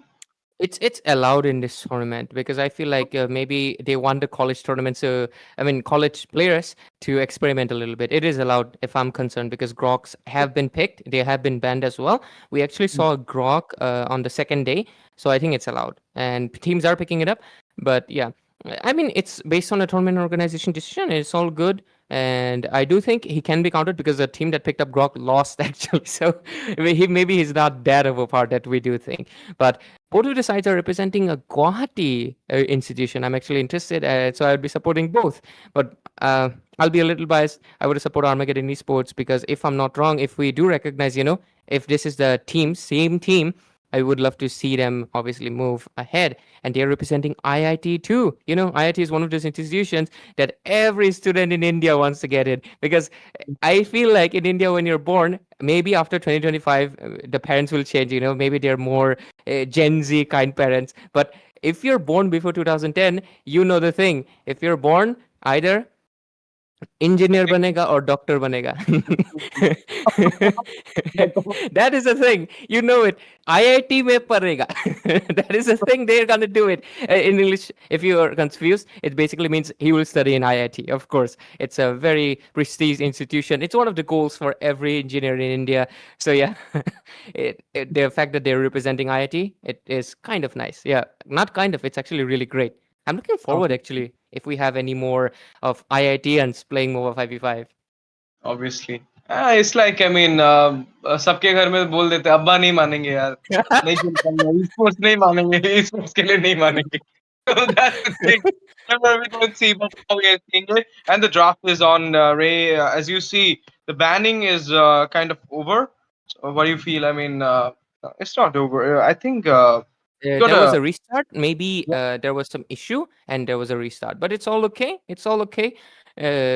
we do want to accommodate them. They must have faced some issue, and so it's been fixed, and it's a redraft. It seems like, but anyways, I think they're gonna be following the same bans. Yeah, same bans. Yeah, and so no issues. We were only on the bans after all. So there we go, Uranus and Lancelot, and there's the Yishin Shin, the Korean admiral, and the one, the cat girl. Technically, I mean she's Chinese, but still, one of her skins is literally called E-girl. But yeah, we also have the Phobius, and last band coming in, Armageddon. What do you think they're gonna be first picking? Ash Easy. Yeah, I feel like I mean, if this is the old Armageddon team, which they're Mhm. playing right now with the IIT Guwahati mark with them, so I feel like they can go for those. I mean, meta picks or a Kalea, as well as there are a lot of picks Oh, Kalea, open. yeah. You can see a Granger as well. Granger can come up as soon as possible, or as the 1-1 got banned, so Edithel can be a potential pick as well in this meta. Yeah. You're actually raising a good point. Irithel will be a really decent pick over here, but it can also get banned out, right? Because we're just gonna be waiting for GHY Athens. And no, actually they ban out Fanny. So they have done the research because Armageddon does have a Fanny user, so they don't want it to be a first pick contender. But I do think we are not in the Fanny first pick meta. It's most likely if it happened, it would have been a last pick. But I guess they don't want to take any risk and they're just gonna go with it. But just like you mentioned, the Kalia was a really good option and they commit to it. So yeah, it's gonna be that good old Armageddon. Let's see. The side of Guwahati, GHY Athens, which is obviously Don Bosco Higher Secondary School. It is from Guwahati. That's why they're going for a GHY as well. Two picks. Lancelot is banned out. What do they respond? Ash Easy, do you have any idea? I feel like they will most likely maybe pick up a Farsa right now. It should be that. Obviously. I mean, a lot of options open, but Farsa can be a good thing, as well as a Kimi as well, because it's been Okay, two yeah. matches having a Kimi yet, and it's a potential pick. And as the two assassin as banned right now, the Lancy as well as Ishanshin, I feel like they should go for the utility run right now with the Florian, Matilda, all of them are open. I feel like they should go for the Kimi and a Predrin and something into the hill, maybe a Florin or maybe you can say a Matilda. It could be a good, I mean, lineup for the side of Matilda, GFL. yeah. But I'm not seeing Armageddon, that many Matilda, yeah. confident that Armageddon is Sorry. also steady for it. I mean, they can go Mhm. for the Fursa pick. They are good with the Fursa, as well as they can go for the Hayabusa. I mean, the jungler can go for the Hayabusa pick as well. Yeah, and I was right. They do pick up the Farsa, and obviously, how can I forget Gatot Kacha? I mean, obviously, because if you give out the Gatot Kacha as well, that's two knockups that the Farsa would have to deal with. So picking up the Gatot was the best option overall. But on the other hand, though, Armageddon Esports right now, they have to fight this range that's the Farsa bringing with the Federer Strike, and of course, the Gatot Kacha AOG as well. They need to make sure that these two heroes do not disrupt the marksman that they're going to be picking in. A lot of people forget that the Farsa and the Gatot are not just what do you say? They have good damage. Gatot is also kind of a damage because he does deal a lot. Oh, you are actually right. They do commit to the utility. But yeah, the thing that I wanted to mention, the thing with Farsa and Gatot is they make it hard for you to stay in one place. The bombardment is there, and they come in with the AOG taunting. You have to constantly move around. That's why Irithel is so good because she keeps moving around, and that's why the other marksmen they've kind of fallen off. So maybe Irithel might get banned out over here. But yeah, you were right. They do ban out the Kimi because I do think Kimi was just like I mentioned, it was a good thing in this game that they could have gone for. So good Yeah. for the side of GHY Athens from Don Bosco Higher Secondary. But at the same time, Armageddon, very beefy. Three tank heroes, basically. You know, HTC, Arlot, You know what, Ray? I Revan, feel like Kalea is a kind of good hero with a utility jungler because she also have a healed. heal. Yeah, Yeah, healed. and you need a heal for a utility jungler, so it's kind of Fedrin with a Kalea works good. With that, if they will have something burst type mage with them, because when utility jungler comes into action, the more workload is onto the mage and the MM because the utility jungler will only get the damage out from the fights, and the damage giver, or you can say the backliner, have the main role in that game. They need to take on the enemies, they need to take on the heroes when the fights is on. So I feel like if at this moment they're going with MM, which can give a good rotation, as well as can give the participation in the team fights, it could be an easy win for Armageddon. But talking about the draft of GHY, they're kind of good as well. I mean, with the CC being there, It's kind of, I mean, you can say CC is right now counter of each and every EXP laner. She's a winning lane hero, and a lot can be countered by the CC. So that's the main thing. You shouldn't open a CC. This is not me saying, it's Kid Bomba, obviously the one of the greatest EXP laner of our, I mean, global, as well as Anti, one of the greatest EXP laner of India, said this, that you should not leave a CC. If you're not opting it, just ban it. I love the fact that in Mobile 5v5, beautiful girls just are the strongest. But yeah, I always want to stay in this meta where the girls are the strongest. It's really nice because I get to play them, you know. But yeah, I love the guy heroes too, because you know what, Arlott is one of my favorite to play in EXP lane. I love his play style, and not to mention that Final Slash, it's one of the coolest things in the game. It's like a legit like slap, like boom. It happens so fast. Flicker, Final Slash always works, always, unless they have like godly reflexes, or they were like, I mean, if you were too obvious, like if you just are walking in their face there, they know you're coming in. But if you catch them off guard, yeah, it's insane. I do like the export ban, of course. They just want to make sure that utility is not affected, and I should have seen that coming. The Akai ban, they are just making sure Fredrin and Arlott do not get affected by either true damage or someone who can pin them down, because GHY Athens from Don Bosco High Secondary School have yet to pick up their jungler, and these two were definite good contenders. Baxia is still open, but I don't think Baxia would be okay. Kind of, it would be a decent option because, first of all, it's a decent option against Fredrin anyways, and there's Kalia heal. So Baxia jungle can be a good utility option right now that they can commit to, and it will eliminate, just like you mentioned, it will eliminate the chance of maybe a Chang'e or maybe a DPS mage appearing to counter the Farsa. So they will have to go with a burst, and burst have a weakness. It's a combo. Once the combo is gone, the Farsa can also try to burst her out, because Farsa is the only one with the highest range right now. Unless there's a Louis happening, I don't see a chance though. Last feel like picks, MM.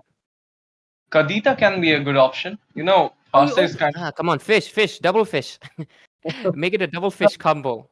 double fist combo can works here, because Farsa is kind of, when she's I mean, going for feather airstrike, she's standing like a, I Very mean, stationary.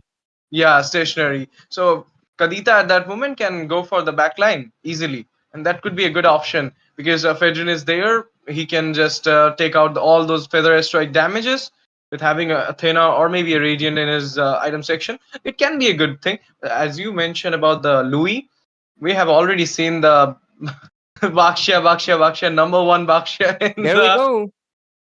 There we go. Damn, I'm Okay. predicting the draft too good for the side of GHY Athens. Maybe I should become their coach. But yeah, jokes aside, Baxia was obviously the good up. Oh, okay. They go for another one of them utility. It's the Eve actually. Interesting. They wanna. Eve doesn't have the range. Okay, Irithel, obviously textbook Granger Irithel, but Eve is it's a little confusing to me, Ash TZ, because Eve has a shorter range. Farsa will just try to outrange her and deal damage, because right now you're having basically two sitting ducks on the map, where basically one has more range and one doesn't. So in a textbook way, it should work out in the favor of GHY Athens. But hey, ladies and gentlemen, boys and girls, we're welcome to the land of dawn. It's going to be NCC National College Cup, and we're going to be witnessing the third game of this evening. Two teams representing their own institution, one from IIT, one of the most prestigious ones in, of course, Assam and Guwahati, and the other is obviously Don Bosco High Secondary School. All college students here to duke it out in best of one series. Myself, Ray, and I'm joined by SGC. And with the draft and everything, I did have the doubts on the eve, Ash. Not only that, I mean, if you will ask me if team GHY gonna win this match, they will write something in the book of MLBB India, because Armageddon is one of the mythic leaderboard team, and this is the old Armageddon. The lineup is consisting of Ryota, Ito, and all those members, Sarthak, Paul, Fame, as well as Zozi. So it's kind of, I mean, if they wins, they will be changing the book as well. But before that, we can see a little bit of vision was given by the Persa and the Co. They're kind of going for the Ito on the early game, and this is a good idea. I mean, taking on the MM from the early game, stopping him from getting the snowball. An MM like a Granger without an early snowball is not gonna work in the late. Especially considering, just like you mentioned, it's an Irithel, and there we go. The CC is absolutely like devouring the health from Saltak Paul over here. and he's just not surviving it. The turtle's going to be coming in though, so we are going to be seeing the action coming in pretty soon. Ricky goes in for a rapid boost. Interesting. He really wants to rotate fast, but what's that? So much stun onto Fame. Has to flicker away, but final slash. Final Slash coming up, as well as a real one manipulation into the action, but it will be a first blood concluded by the Basha, as well as a further airstrike coming up, and a lot of damage onto Ryota. Ryota needs to go back, and he will be able to go back, but it was a 2-for-1 trade. A jungle for jungle, and roam as well. Not the roam, it was EXP actually. Yeah, they do get the trade of obviously Saltok Pole, and they take down Josie as well. So with 2 of the members being affected by this turtle fight, I do think they can go in for... Okay, they are committing again. Maybe Ricky can go inside, but look at the damage. The burst is there from Farsa. Yeah, the feather airstrike. AOG onto the point. Will be catching up Zozi. But there you go. A lot of fight is coming up. As well as the Irithel coming into the wildcard entry scenario. Will be taking out the Alot. Kalea being down. A very bad situation for Ryota. Ryota going backside. But in the meantime, we can see the Ricky and the Coar right now chasing down the Fedrin. Fedrin with the CC coming up. RWM as well. Granger. Ito into the action. Giving a lot of damage from the back line. Will it enough to take anybody? No. No fatalities from the side of Team GHY, whereas they got the turtle, but they lost 2. I think it was not worth it. Absolutely. Usually 1 kill for 1 turtle on the early game. I think it's a 50-50 that way. And it also matters who was down. Was it the XP lane? Maybe it was worth it. But was it jungle? Oh, look at the damage. Josie! Okay. Missed it, and now once again we can see Zozi getting down, sliver of HP, Gatotkacha will be backing up, but the Baksha with the roll on going on, it's the Kumar, number 1 Baksha, taking out the Kalea from the map, as well as the blue buff will be easily taken out. Before that we can see Ito coming up, giving a lot of damage with the Rhapsody going on, will be taking out Ricky as well as Eve. Ryota managed to take down the Irithel. Delusional will be going to a Delulu situation, right? For a second, I did not realize their names, but oh, look at the RWM coming in. A little bit of poke, but Ryota, just like I mentioned, he's gonna get outranged by the Farsa, which I am not a favorite of. I was basically doubting the Eve, but hey, I want to trust in Armageddon. I want to trust in their, of course, composition and everything. But hey, let's go. They are, after all, representing IIT, Guwahati, and I'm really curious what's going to be happening into the future team fights. But oh, look at the Tsunami Slam. They want to take down, but can they? Oh, 1 rocket. Not enough. But AOG hops in just to defend the Irithel, and they're able to succeed in it. Turtle spawning in. Maybe Armageddon can commit to it. And I do hope they can do this. But at the same time, they don't have the resources just yet. A little bit of goal difference, but no, actually it's same. Yeah, it's same. 3-4-6.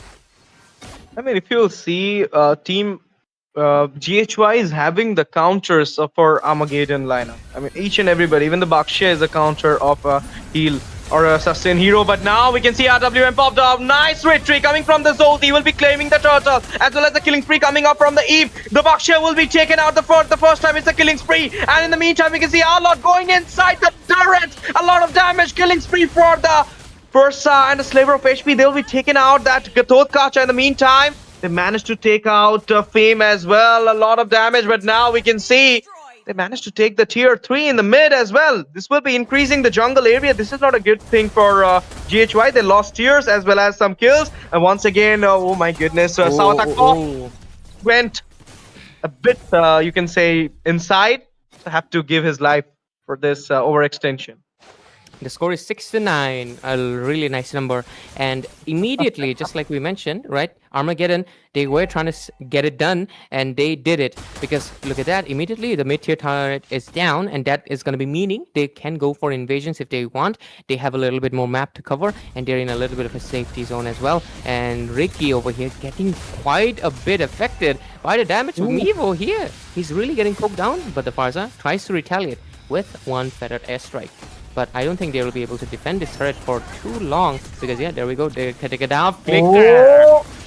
Tsunami Slam, what was it? And it will be the Irithel getting down there. Gatotkacha without any resources right now. CC coming up with the curtain call, finding the way for Fame. Team will be taken out 1-for-1 trade. It's a roamer for a MM. But now we can see Zozy going in. AWM just got popped up. And it is dealing a lot of damage onto them. They need to back off at this point, and they will be backing off as well. But in the meantime, 3 tiers got down. Macro lead is into the hand of Armageddon.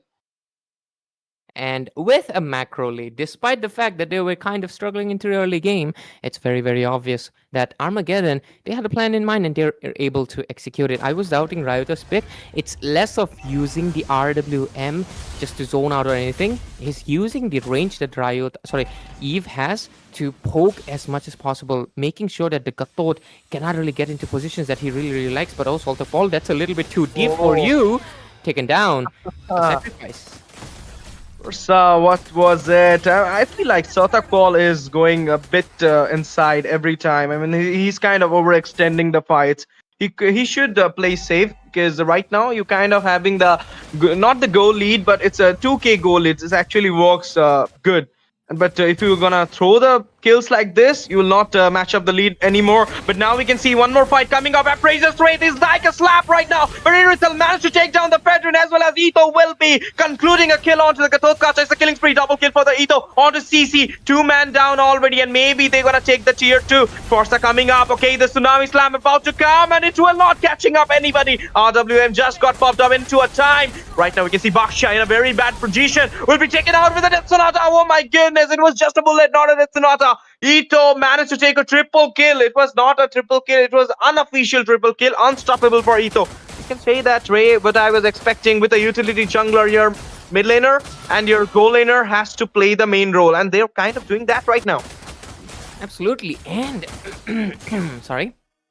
and with the score of 10-12 and 4,000 goal lead, the side of Armageddon are already back into the comfortable position that they were in. But Ryota, that is a misposition. He gets taken down by the bouncing damage from that obvious crossbow. But on the other hand, they also take down the CC. So that is basically going to be meaning that they immediately equalized what was lost. But the main thing that's not equal is the turret game. Macro. Wave management is so on point, and they're really winning the map. And with all of the turrets basically getting taken down, only tier 2 that's standing is far left one. That basically concretes one thing, that the side of Armageddon has the control into the macro as well as the map, and because of it, the next slot that's going to be coming in, it will give them the advantage to either tear down one of the inhibitors or at least take down this tier 2 that's standing on the top. But I think it's going to be happening really, really soon, because they are eyeing it very badly. Look at that. Their main focus is going to be the tier 2, then they go for the Lord. Delusional Dawn, he's kind of carrying this match up. Tsunami Slam inside the tier. Savitak Paul will be getting a kill, as well as the tier in the top lane. Feather Strike comes for the laning clear, but it will clear the lane easily. But the Blazing got off before the Lord comes up. But what a moment! What a moment it was! RWM slow down Delusional Dawn, and Ito finds his way for the kill. This was really remarkable. Superb gameplay from Ito, I can say. He is carrying the whole Armageddon Esports right now with the Lord. Dance already started for Armageddon. It's a free Lord, Ray. A free Lord and free real estate. Even though the score is 13-13, Armageddon played the macro. They did not prioritize into the kills, and mainly because of it right now, they have a goal lead of 6,000 into the table. And oh, look at the body slam that's coming in. Tsunami Slam once again, Feather Strike, but it will not be much. They just take out Gatotkacha into a ride of heaven and manage to take him down. Blazings is off from both these sides, in the mid as well as in the top, and now maybe from the bot as well. Yes, they managed to take out all the holy blessings from each and every inhibitor. This is not a good thing, Ray, because Lord emerging without a blessing, you cannot defend it right way.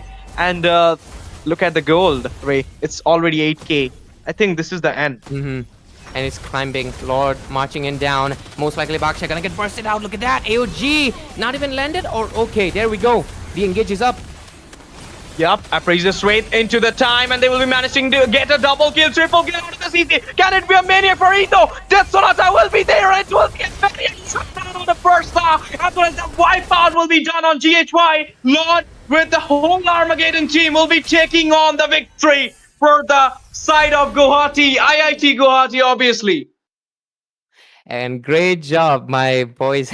Armageddon, representing IIT Guwahati, one of the prestigious, universities over here.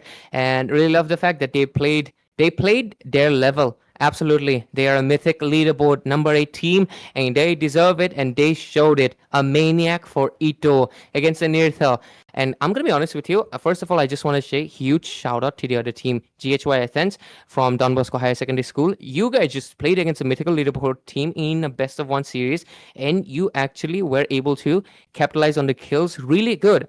It's just that the macro came in a little bit behind, but still they did a really, really immaculate job to push Armageddon quite a bit. They really tried. So huge shout out to Don Bosco Higher Secondary School for having such a great team that is basically doing such a great job. And the Farsa, of course. But the other side, Armageddon did their thing. Ito, 0 deaths, and a maniac. The third maniac of this tournament on the 4th day. We missed out on one, but Ito is here to equalize it. And there we go. The side of Armageddon. They promise and they deliver. Of course, huge shout out to the manager, Yuri. We love you here, of course. And it's always nice to see your team winning. And hopefully they can go ahead. I do have a few favorite teams right now. I've been noticing, especially the team that caught my eyes was, of course, the Marsha one. And right now, I also know Armageddon is playing. So I know which teams to support. But do you know which teams to support? Well, of course, support the teams that are from your college if you're a student, or if you're a team, if you know the team, if you like the team. And bring more people to support their teams as well, because if you're supporting, let's say you're supporting Armageddon, obviously you want other supports to come in, and I mean, of course, why wouldn't you want to support your team? So if you want to support them, make sure to share the stream. It's not just for the supporting, it's for the giveaway as well. After all, the spin the wheel only will count your name if you're sharing the stream on all the platforms. But anyways, there we go. We have all the names. We have 2 of the winners already because 2 rounds are done. And right now, this is the 3rd one. And let's spin the wheel and get our 3rd winner of this evening. And there we go. Let's spin it. Who's going to be the winner? Let's see. Let's see the name. Actually, say the name. It's Super You. Okay, Yos, Super Yos. Okay, Super Yos. Congrats for winning the 3rd round of the giveaway of today. We just started the giveaways tonight, so you're one of the lucky few. The 3rd one will be won by you, and make sure to wait until the last one. We'll have a final spin. So, of course, you gotta stay tuned until all the matches happen, and we still have 3 more games to be happening. But Ashtazi, thank you so much for joining me for this first 3. But we are gonna be taking a break right now. But make sure you come back. There's 3 more giveaways and one final one that you'll get to witness, especially if you're one of the winners. So make sure, keep sharing the stream, keep raising your chances of winning, and we're gonna be back with game number 4, 5, and 6 with Fredo and Itami into the casting desk. Thank you, Ashley, for joining me. And we're going to be seeing you. I mean, we're going to be going, but next set of casters and next set of teams are going to be joining pretty soon. Make sure to stay tuned on NCC Battleknights India.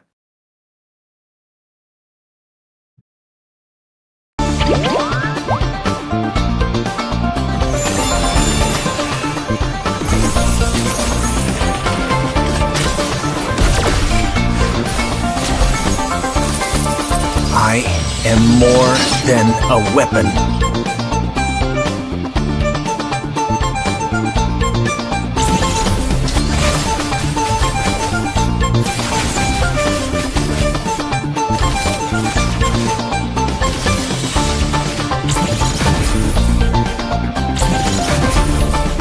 What for? You asked for it. Chain up!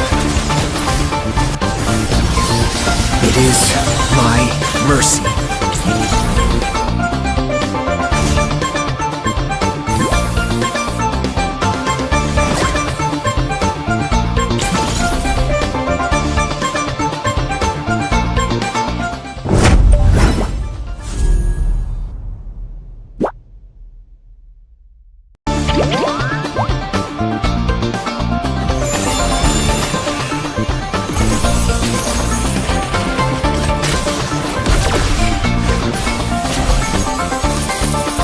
I am more than a weapon.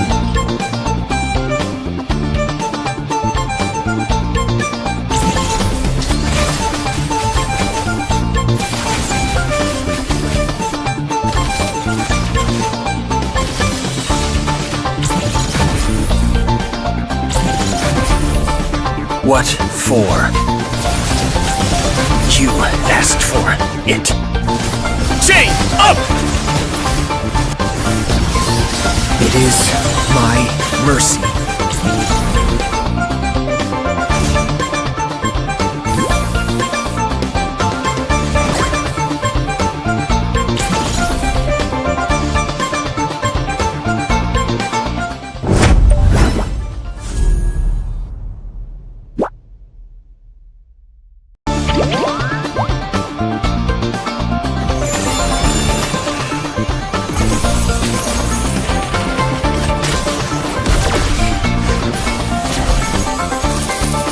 I am more than a weapon.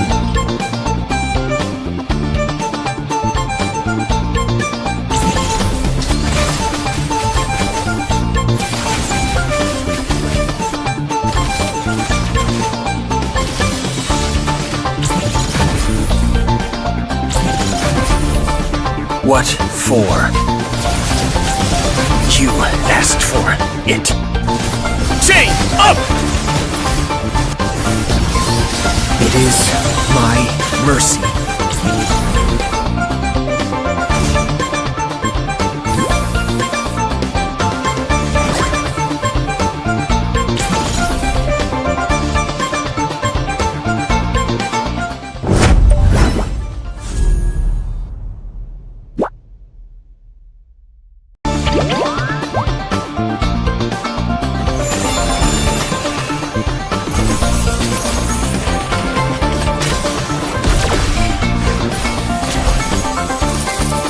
I am more than a weapon.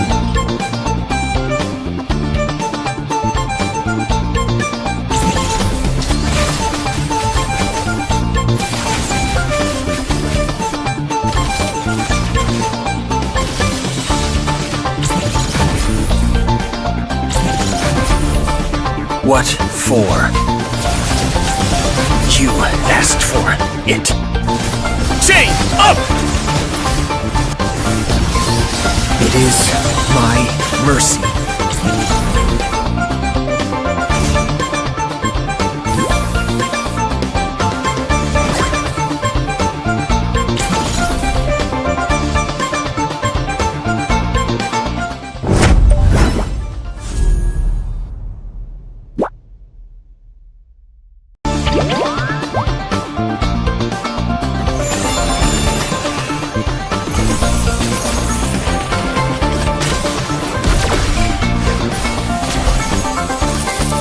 I am more than a weapon.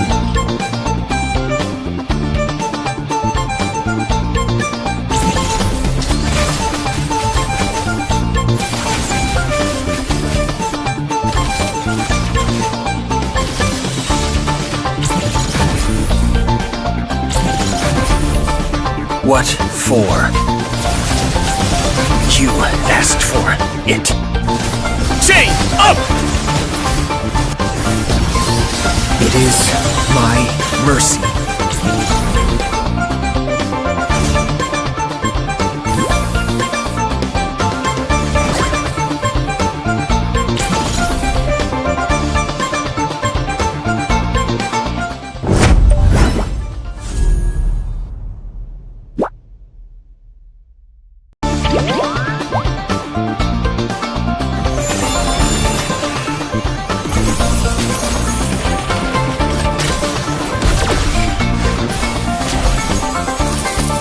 I am more than a weapon.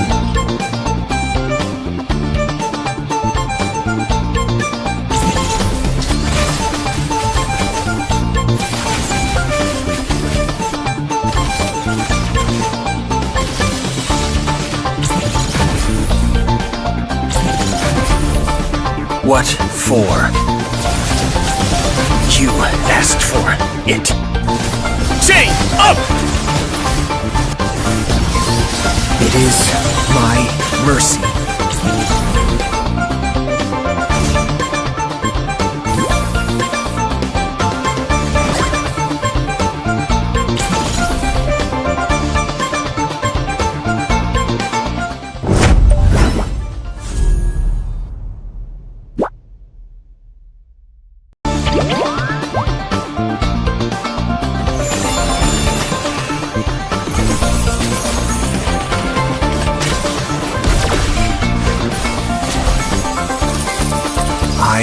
am more than a weapon.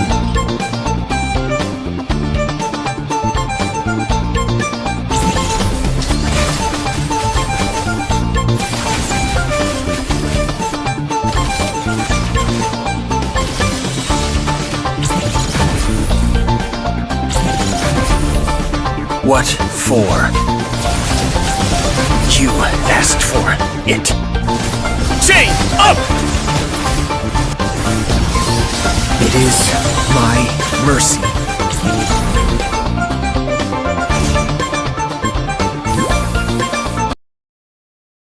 Good evening, everyone, and welcome back to National College Cup.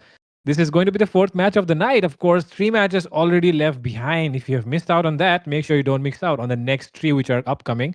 And it's going to be Tami and Fredo casting in the next 3 sets of matches. And of course, Tami, how are you feeling tonight about the next 3 matches?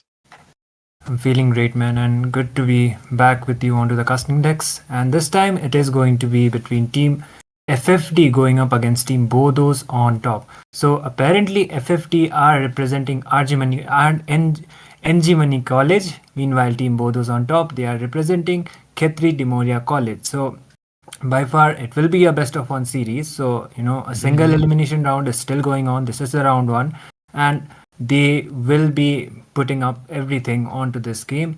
Hopefully they will be coming up with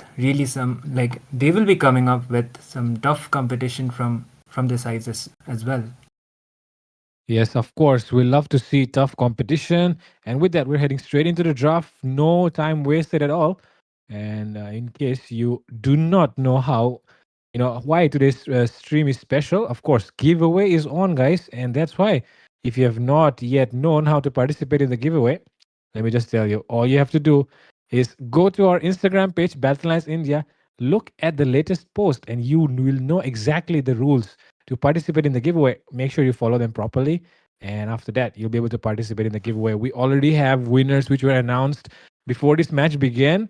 So yeah, after every single match, there are going to be winner announcements. So yeah, make sure you do not want to miss out on free diamonds.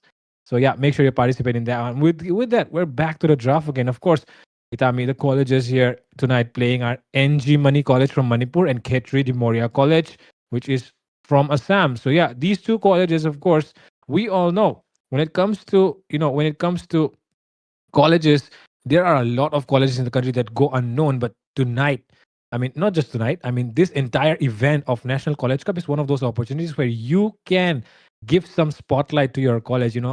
Like, suppose there's a college far away in the corners of the country and nobody knows about it. But finally, you can be the one to introduce your college to the country. So, what a chance would that be, right? To introduce your college to the people of people of India.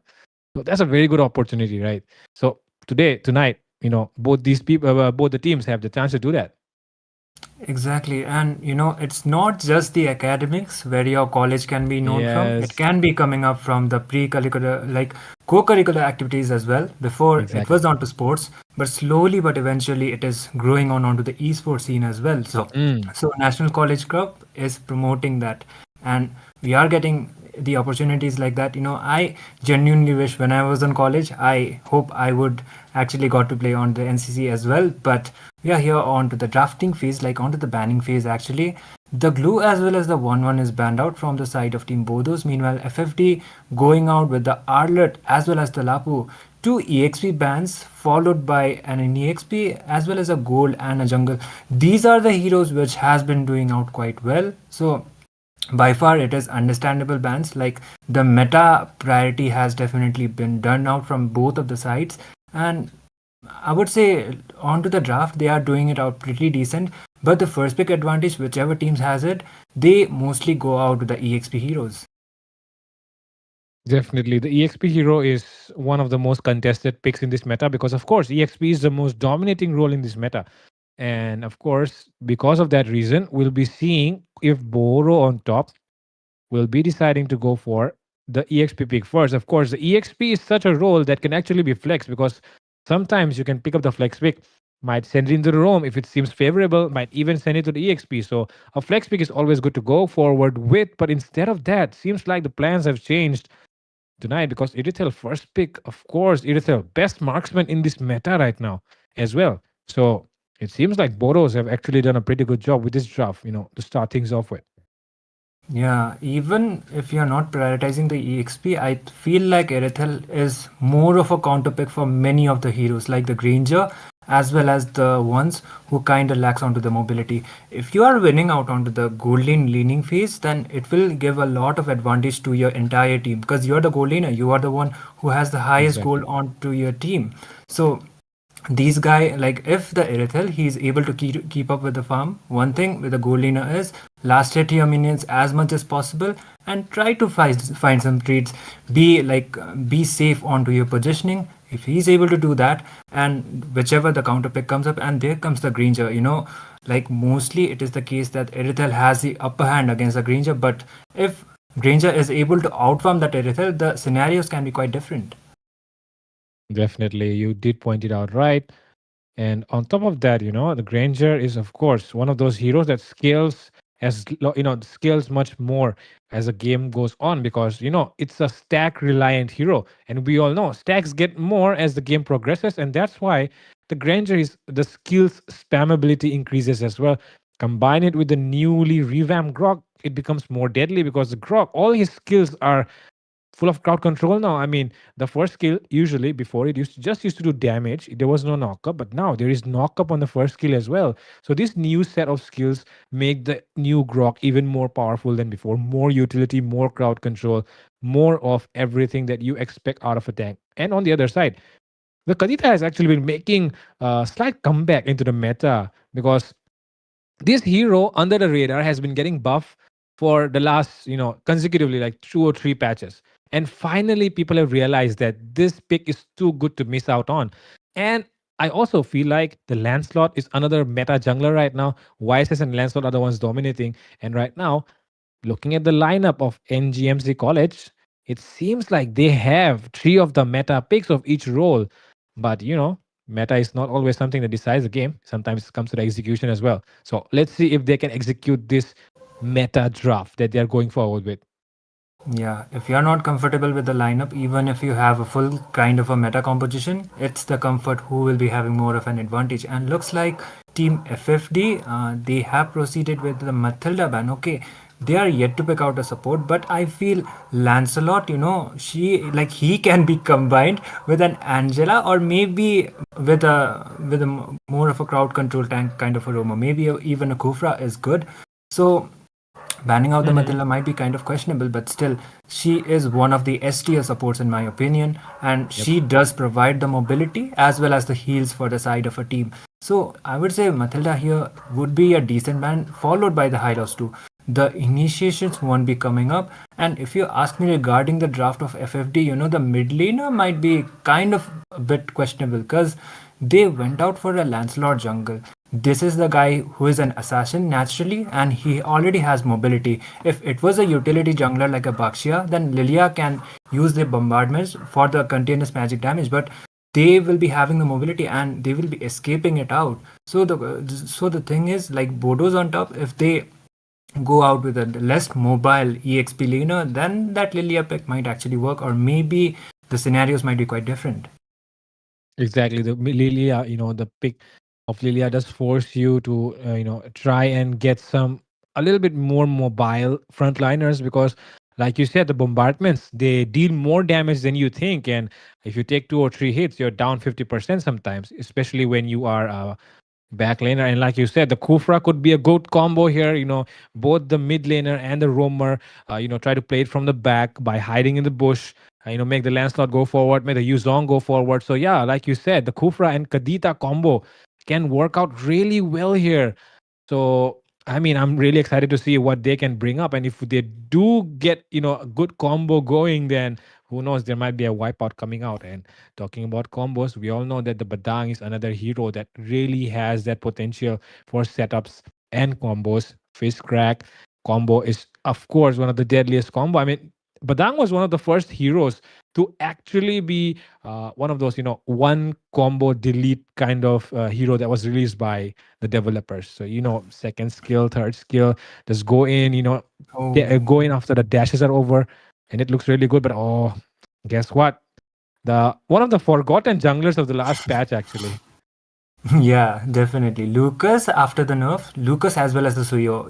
When the Naruto collab was on, these Yeah, two guys definitely. were quite dominant onto the jungle. But this time they have received some nerfs, so he is not that much, reliable onto the jungle. Let's say it is kind of rare to see a Lucas jungle right now onto this economy. Let's say, and Mhm. Team FFD, they have a utility kind of a draft. Meanwhile, Team BODO'S on top, they more have mobility because you already have an Erithel, so you have the Kadita. So a lot of dashes will be coming around. And frontliner thing, once the Yuzong is able to get some of his defense items, then he will be able to do it too. Just go in with the Black Dragon form, engage, just take the damage, and you can just come back. And this guy has the early game control as well. But one thing, Fredo, FFD, they Mhm. have the Badang as well as the Grok. Grok can also go on onto the EXP. So Definitely. this thing, which hero will be going on onto the which role, that is going to be quite, let's say, that we are yet to anticipate. Yeah, definitely. Like you said, Grok can be sent to the EXP and Badang can be flexed into the roam and vice versa. Anything can happen right now, from the side of NGMC. And meanwhile, that similar thing can be talked about actually, but I also feel like, the Grok with this current skill set that it has, it does provide more utility as compared to the Badang in the roam. So I feel like going for the Grok in the roam would be a better choice here. But of course, anything can happen because, of course, this game is all about, new strategies coming up. And that's why, we'll be interested to see if K3 Dimoria College here can pull off something similar like we're expecting. And let me mention the name again, K3 Dimoria College. Of course, the name is K3, and it seems like there might be a lot of Khatra, coming in. So yeah, that's why. Let's see if they're a Khatra college or not. Yeah, Khetri, it kind of gives me the tongue slip. On my tribe, there is one caste name known as Yeah, I Chetri, know. so it kind Nepali, of yeah. confuses me. So yeah, anyways, we are here onto the game, and this will be the fourth match for the day, and it will be between team KDC and KDC College, and the team will be BODO'S on top. Meanwhile, team NGMC University will be representing the team FFD. So here we are onto the land of Dawn. By far, it's just the basic rotations, but the question is how well the Lucas jungle is going to be working out. Exactly. His rage does not really fill up that quickly anymore, So even after getting that level 4, usually what happened before was by the time he farms up all the entire jungle and gets level 4, his rage bar usually used to be full. But right now, it's not the same case because look at that. Even after hitting that entire red buff, he still cannot, fill that rage bar even 50%. But Flicker Oh, forced out of that Granger there. But look at that oh, Lancelot. oh, he was trying to engage in, but okay, the combination actually didn't work out, and he didn't had the Phantom execution yet. So Yep. Granger will be just surviving onto the silver of HP. But the aggressiveness from the side of Team BODO'S on top is already showing up. Like I have already said, their picks have a lot of mobility. The Kadita also, she can just use the rough waves, just do the combination and just get out. She can do that, and apparently there might be a gank onto the bot side, but it is a Grok room apparently. And the EXP Badang, he's just playing the poking games, and looks like BODO'S on top. They will be the one trying to contest it at first. And looking at what's happening right now on the screen, it seems like both the teams are really good because the mid lane wave was cleared by the roamers, but now it seems like Retribution battle will be coming in, and it will be Kyle getting that first one. But look at the Badang with that wall of his, able to deal so much damage as well, provide so much utility for his teammates. But just the roamer and the EXP laner are alive right now. Things not looking good. The clapback coming in from KDC on NGMC will be hard enough to punish them for that engage. Yep, a 3 for 1 as well as the turtle for their side. So the aggressiveness is already showing up, and they got pretty decent trades for their sides as well. Almost a 1k lead, but early game phase wise, I guess Erithel, she is having the advantage like she is supposed to do. And onto the mid side, she was able to rotate onto the turtle as well. Oh, engage coming in. Super Eins getting caught in the wrong position. Went too deep in the enemy territory. And Arcane was probably aware of the rotation as well. So that's why got taken out. But If you take a look at that, seems like both the guys on the goal lane right now, both Zeph and Zeg. Actually, is it Zeg or something? Yeah, it's Zeg. So yeah, Zeg and Zeph. Both the names start with Z. And look at their squad names as well. Very similar, SDS. And on the other side, hey, look at that. Romer as well, SDS Ricky. It seems like, people, in the same squad are studying in different colleges. So yeah, actually it's just friends clashing against each other. That actually can be the case. Imagine being on the same team, like onto the same squad, but from the different college. You decided to represent each of your college. That is, the versatility that this tournament brings out as well. So by far, it's just some decent amount of trades going on, but Team BODO'S on top, they still have the momentum when it comes to the goal lead. And there is the engage. Oh my god. That splash as well as the S2's combination was perfect. Perfect setup from Kadita, and with a Thorn Rose, Kyle gets that kill. 2-0-2 on the Lancelot. Lancelot definitely getting a lot of farm, and as you can see, the Grok is actually providing a lot of assistance to the Granger because, of course, it's a losing matchup for the Granger, but I think the Granger is actually doing very well on his own as well. But there might be something going up there in the turtle area. Arcane decides to go in, and the combo comes in from Kadita, but it's a tank, so he won't be able to burst down the Grok. And in the meanwhile, look at Granger, gets a lot of gold and gets back as soon as he can because he knows the enemy is coming in any time. Engage comes in. Tyrant's Revenge has also been used out, but there is the flicker from that Granger right on time, barely able to escape. There was no proper follow-up, let's say. If she was able to use the rough waves, then maybe the Granger would have been deleted, but unfortunately that is not the case.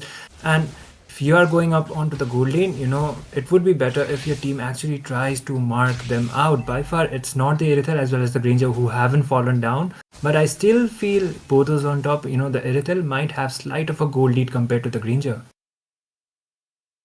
Yep, Irithel, of course, should be winning out the lane, and the slight goal lead is even more deadly because, in a losing matchup, you usually want to be ahead by a lot. And if you're not ahead by a lot, that means you're losing. On the other side, it seems like the Kadita has not been prioritizing the right targets actually because, the Kufra jumps in, does not connect onto anyone though, will be safe. And like I was saying, the Kadita should really be targeting the mid laner and the goal laner, but I don't think she's getting any of those chances. That's the reason why she always seems to be marking the roamer or the EXP as far as I've seen. Yeah, and Lancelot as well. If there is a proper follow-up from his team, then only he is able to find some trades. 1v1 kind of a scenario is not happening, but there is a Black Dragon form. Petrify comes up, but it completely misses out. Fist crack this time right on time, but the rough waves has been used out in order to escape. There is the Petrify once again from the Kadita. This time Arcane goes down onto the process, and the Badang is barely able to escape with a sliver of HP. But Ranger is trying to find some trades, but there is the explosion, the beast form from the Lucas. He just goes full Kuraba mode, and that is the double as well as the triple kill. Looks like FFD, they are fighting back, but that will be a killing spree. But there is a shutdown as well as a maniac for the name of this Lucas. We were kind of doubting this pick, but it looks like he is really comfortable with the hero. And not just the hero, I mean, look at his name, Moon in his prime, question mark. Absolutely, bro, the question is answered right now. He just answered his own question. Moon is definitely in his prime, and of course NGMC College will be really proud of what he's doing right now. NG Money College, of course, will be really proud. And not just that, I feel like the Lancelot, he was stuck there and the Granger was completely unaware, but it seems like another engage is coming in. Moon in his prime doesn't want to lose all those aura points that he just gained, so he should be backing off right now. Definitely, and he has 4 kills onto his name, and it was a maniac, surprisingly. So as soon as he decided, there is the fist crack combination coming up, but no proper follow-up for that Badang. The Black Dragon form has been used out by the Yuzhong in order to engage. Petrify also comes up, but there is the Black Shoes. The Lilia was trying to make a desperate escape, but she won't be able to do so. There is the puncture coming up from the Lancelot, but he will be able to get a kill onto the hands of Badang. Rough Waves combination also is coming up from the Kadita, but there is the Beast form, calculated right on time. The Lucas is still trying to engage onto the Lancelot. Kyle Kyle might just go back, but this might be an overextension. But there's a Grok with the follow-up. He might use his wild charge, but he doesn't have his. The flicker has been Granger? used in order to escape. But there is the Granger with the follow-up. But Kyle will be barely able to escape trades after trades. But it looks like FFD, they are definitely not going down without a fight. Yeah, definitely putting up a good fight here, both sides. And right now, things are looking pretty even. If you look at the goal, if you look at the map though, of course, another even thing is losing on the top side, losing on the bottom side. Now though, Zage on that Granger does not really have his flicker, still commits in though, and Ricky will be the one getting caught out of position. Super Eins barely escapes. Oh, seems like Kyle wants to go in, and Kyle is going in actually. 2v1 inside the turret. Might be going down actually, and he will definitely be taken down here by Emperor. And into the backlines, Skunk Dog. Okay, Skunk Dog was doing a phenomenal job. I got confused for a while because of the symbols, but yeah, that's his name, Skunk Dope. And look at Moon. Look at Moon as well. He's pushing as well. Look at that. NGMC are doing a phenomenal job. And right now, Khatri is in Khatra. Indeed, and it is, I guess it is kind of safe to say that the Lucas, he is, comfortable onto the jungling position, because it's not just the kills he is getting. He is, as soon as he gets the opportunity, the minions comes up and he is doing that split push game as well. But there might be a beast form coming up, but they just decided to disengage. The Lord has been up, and most probably, looking at the pace of the game, it is looking out quite balanced, and FFD are the ones who have the lead onto their side. So if a big team fight comes up, they might be the one who will be having the upper hand. And the Granger, he did fell down once, but the problem was the Lancelot, the one who was able to take him down, also fell off onto the process. But 1v1 kind of a scenario once again. Whoa, Moon in his prime, definitely in his prime right now. 2v1 happening. Oh, there's a swing passive as well. He might be able to do a 3v1 right now, but shut down from Kyrul. He still takes down Zeph 3v1 and he takes down 2. Look at this guy. He's definitely in his prime right now, and Zeg as well. And with that, with that play, his entire team is boosted in morale, and that's why they're going for the Lord. This team is playing really good actually. Safe option, let's say, because the Lancelot also did fell off onto that process, the Lance as well as the Irithel. So he bought enough time for the side of his team to get the Lord, and he will be back onto the next fight.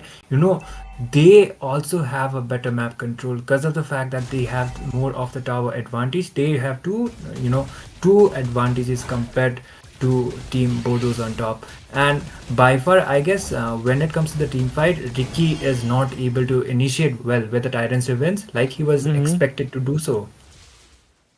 Yeah, definitely. We need Ricky to be doing much better plays. Of course, the Kadita as well has to be doing better. I've not really seen the Kadita, try to mark the Granger even once, or maybe even the Lilia.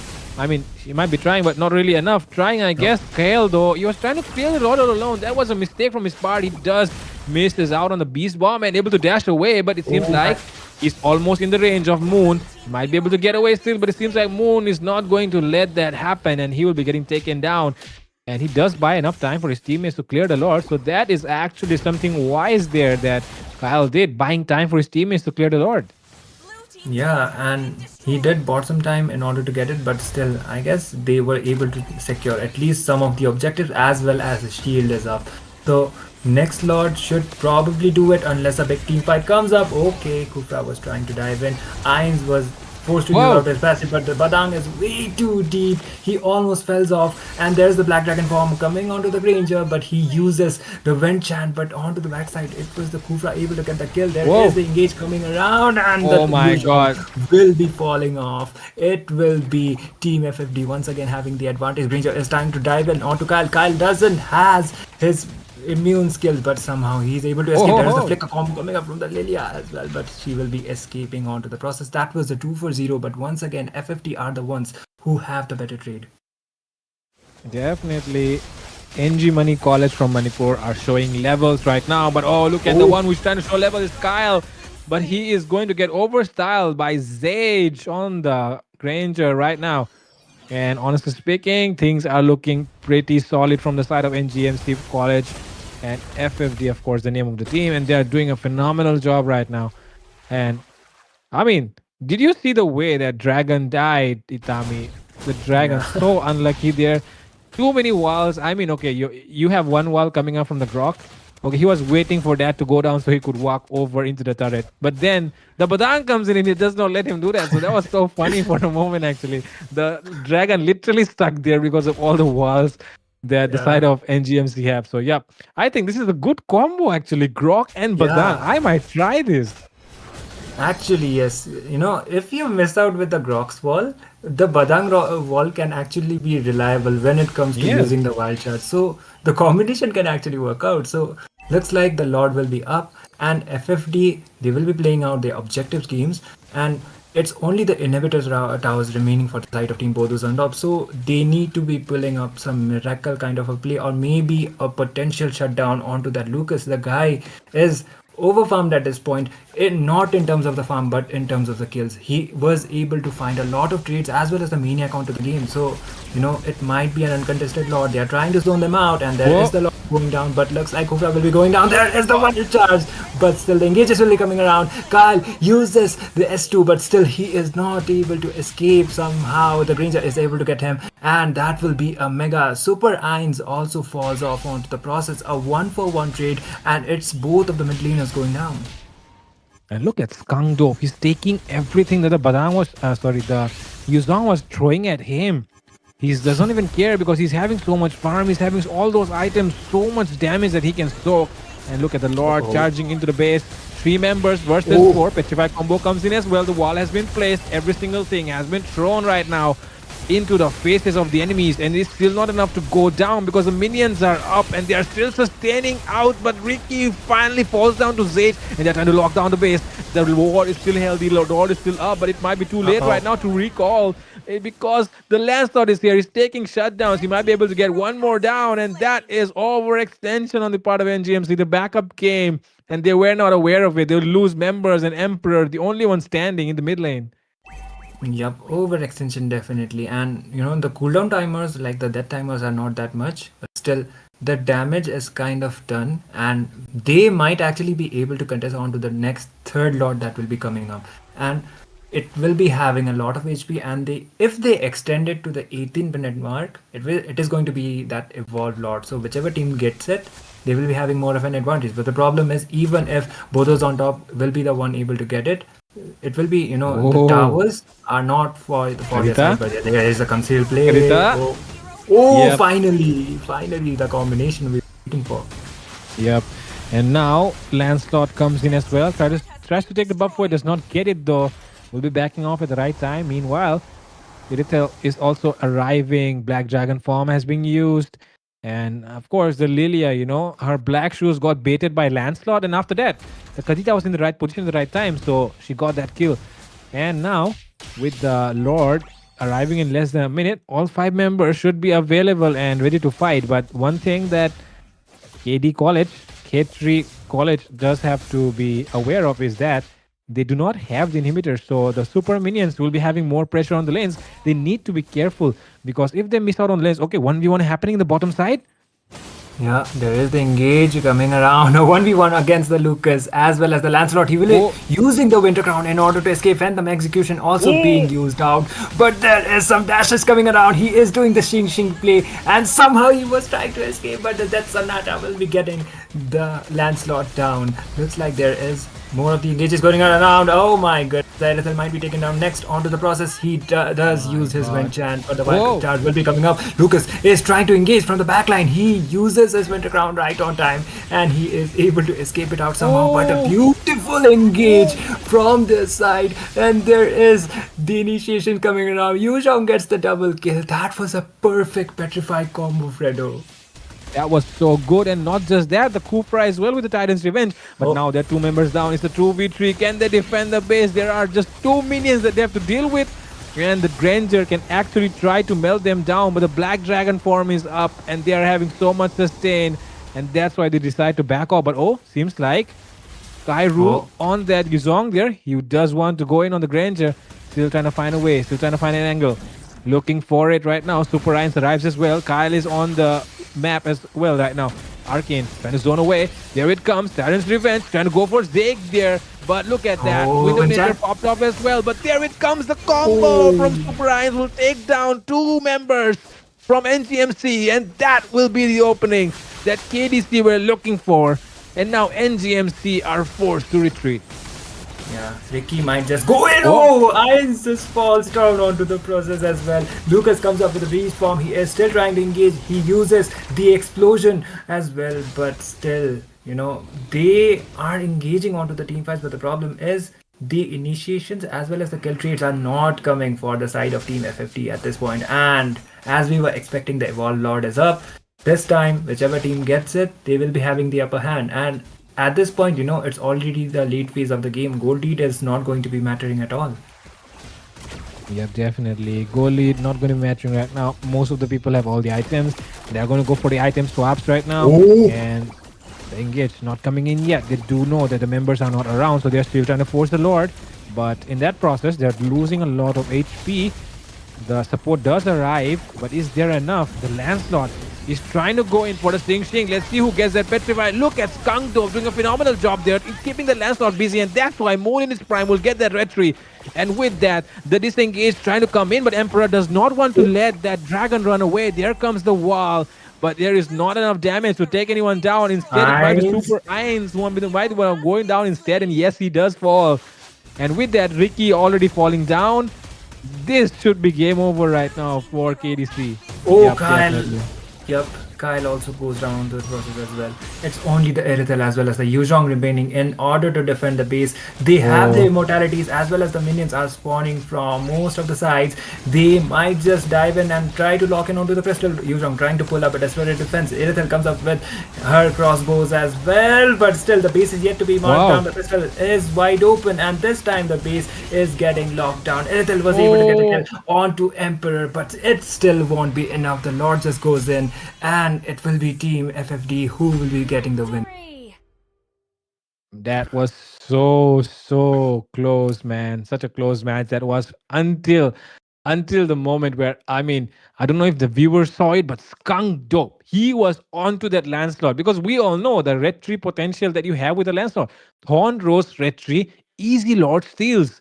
So that's the reason why Skunk Dope, he was so focused as an EXP laner onto the jungler, not letting the Lancelot get his retribution, and that's why Moon in his prime able to get the retribution. And after that, it was just going to be a snowball for sure, getting that Lord, and after that you get everything that you have. All the green lights go off at once, all the ultimates have been popped off, and yep, that was it. That was absolute cinema moment. Definitely. I would say this is one of the most contesting matches by far I have casted, at least, and it was a good contention from both of the side. FFT did won, but BODO'S on top also, they came up with a really good competition. Fredo, we were kind of questionable with the Lucas pick, but that guy, once he pulled out the Maniac, once he was acquiring the kills onto his name, he was mostly unstoppable. And the sustainability that came up from him onto those team fights, he was dishing out the damage as well as sustaining for the side of his team. Just go in with the beast form, use the explosions and get some trades. He was doing the zonings, and Moon on prime, like, definitely the man is on prime. This is one of the teams we would definitely watch out onto the next upcoming rounds. Yep, definitely Moon was doing a phenomenal job. Along with that, even Zyg as well was doing a phenomenal job as well. And with that, we have come to the giveaway section that everyone was excitedly waiting for. So yep, with that, we can have the first giveaway of the second phase of the stream. And there we go. We're going to have it right away as we spin this wheel. And the name of the giveaway? Okay, TJ, it is TJ something. Yeah, his ID went out. It's 304674547. So if you're present onto the stream, congratulations. You have been qualified as one of the finalists out of the 6. So, if you still want to be watching it out, once the matches are over onto the 6th game, like after the matches, the final wheel will be count up. And if your name comes up, we will be hosting once again, like spinning the wheel once again, and you will be winning between 199 diaz to 899 diaz. So here's a good chance. Exactly. One epic skin in one stream. So yeah, that's the kind of giveaway that Battleknights India comes up with. All right. It doesn't happen anywhere else. So yeah, gotta wait for the next one as well, as we will be going into it after the next match. But for now, that's all that we will talk about, because of course the second match is going to come up very soon. So yeah, Itami and Fredo will take a short break, but you should also take a short break, get hydrated, and come back soon to participate in the giveaway, of course, guys. So yeah, don't go anywhere. Stay tuned on Battleknights India.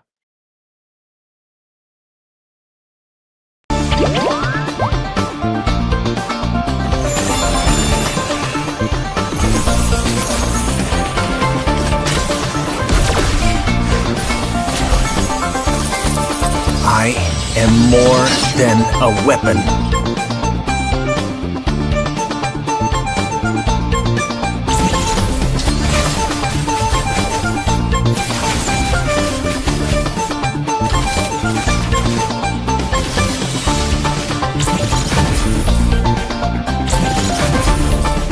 What for? You asked for it. Chain up! It is my mercy.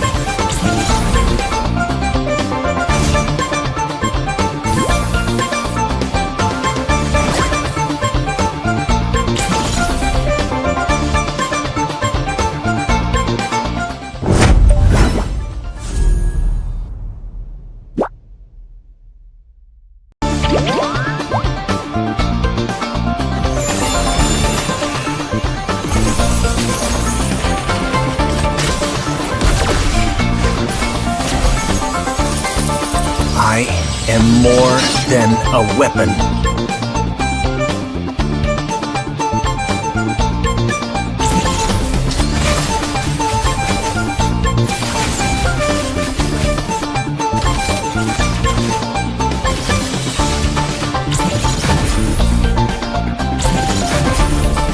What for? You asked for it. Chain up! It is my mercy.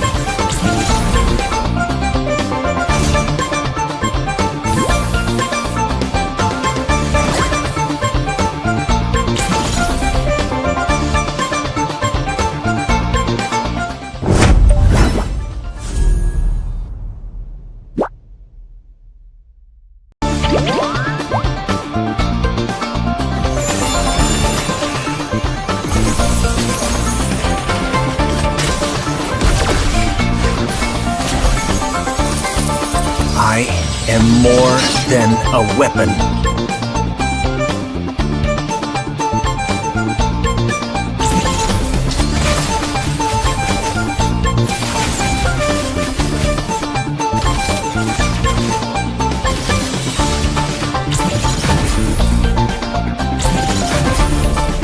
What for? You asked for it. Chain up! It is my mercy.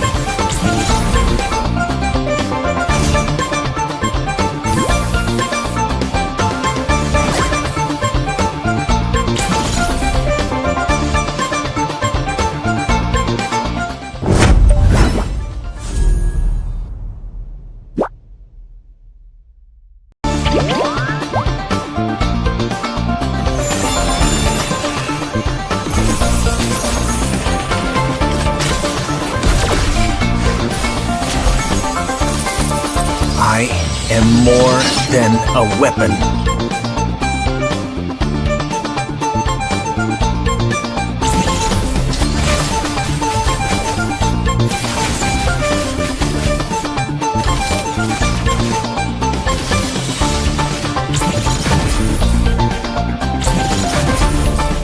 What for? You asked for it. Chain up! It is my mercy.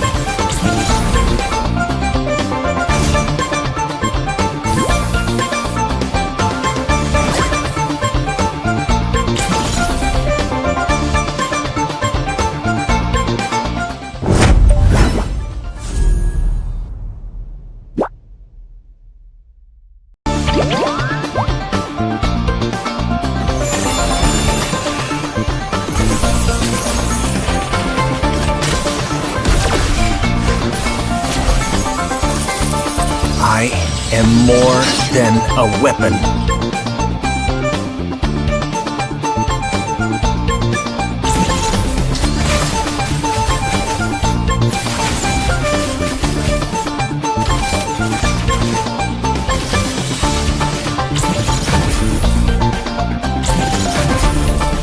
What for? You asked for it. Chain up!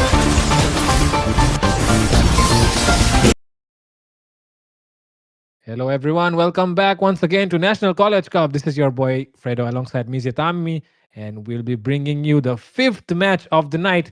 There are going to be 6 matches together, and of course, right now we are going to go into the fifth one. And to introduce the teams, I'll give that role to Itami. So, Itami, do Yep. Thank you for the throw, Fredo. And yes, this time the game number 5, it will be between Team Hook by Chance taking on Team Ignite Terror. HBC, they are representing Team CV Raman Global University. They are representing CV Raman Global University. Meanwhile, Team Ignite Terror, they are Yes. representing Dibrugarh University. So first pick advantage is with Ignite Terror. You know, Ignite Terror is kind of a new name for us because we are not so familiar, but Hook by Chance, we have heard these names quite onto the tournaments as well as onto the global leaderboard scene. Fredo. Yes, exactly. Hook by Chance, very familiar name if you are avid watcher of esports of Mobile Legends, and of course, if you do look at the squad global leaderboard, sometimes, of course, 2 or 3 seasons back, maybe even last season, they were there. Definitely not in the top 10, but of course, they were definitely there on the leaderboards in the top 100. Of course, I don't remember the exact number, but yep, Hook by Chance, a very familiar name to the community. Meanwhile, Ignite Terror here from Dibrugarh University. Of course, the name says it all. They are from Dibrugarh. Meanwhile, CV Raman Global University, I've never heard about it, but of course, we all know who CV Raman is. He is the father of physics in India. So, yeah, the one who discovered the Raman effect. Of course, me being a science student, me being a nerd, knows a little bit about science. So, I'm just sharing my knowledge with you guys.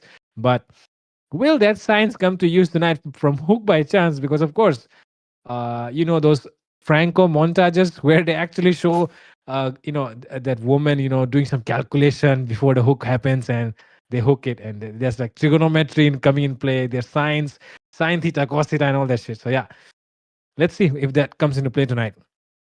Yep, and both of the teams, they have already proceeded with the bans.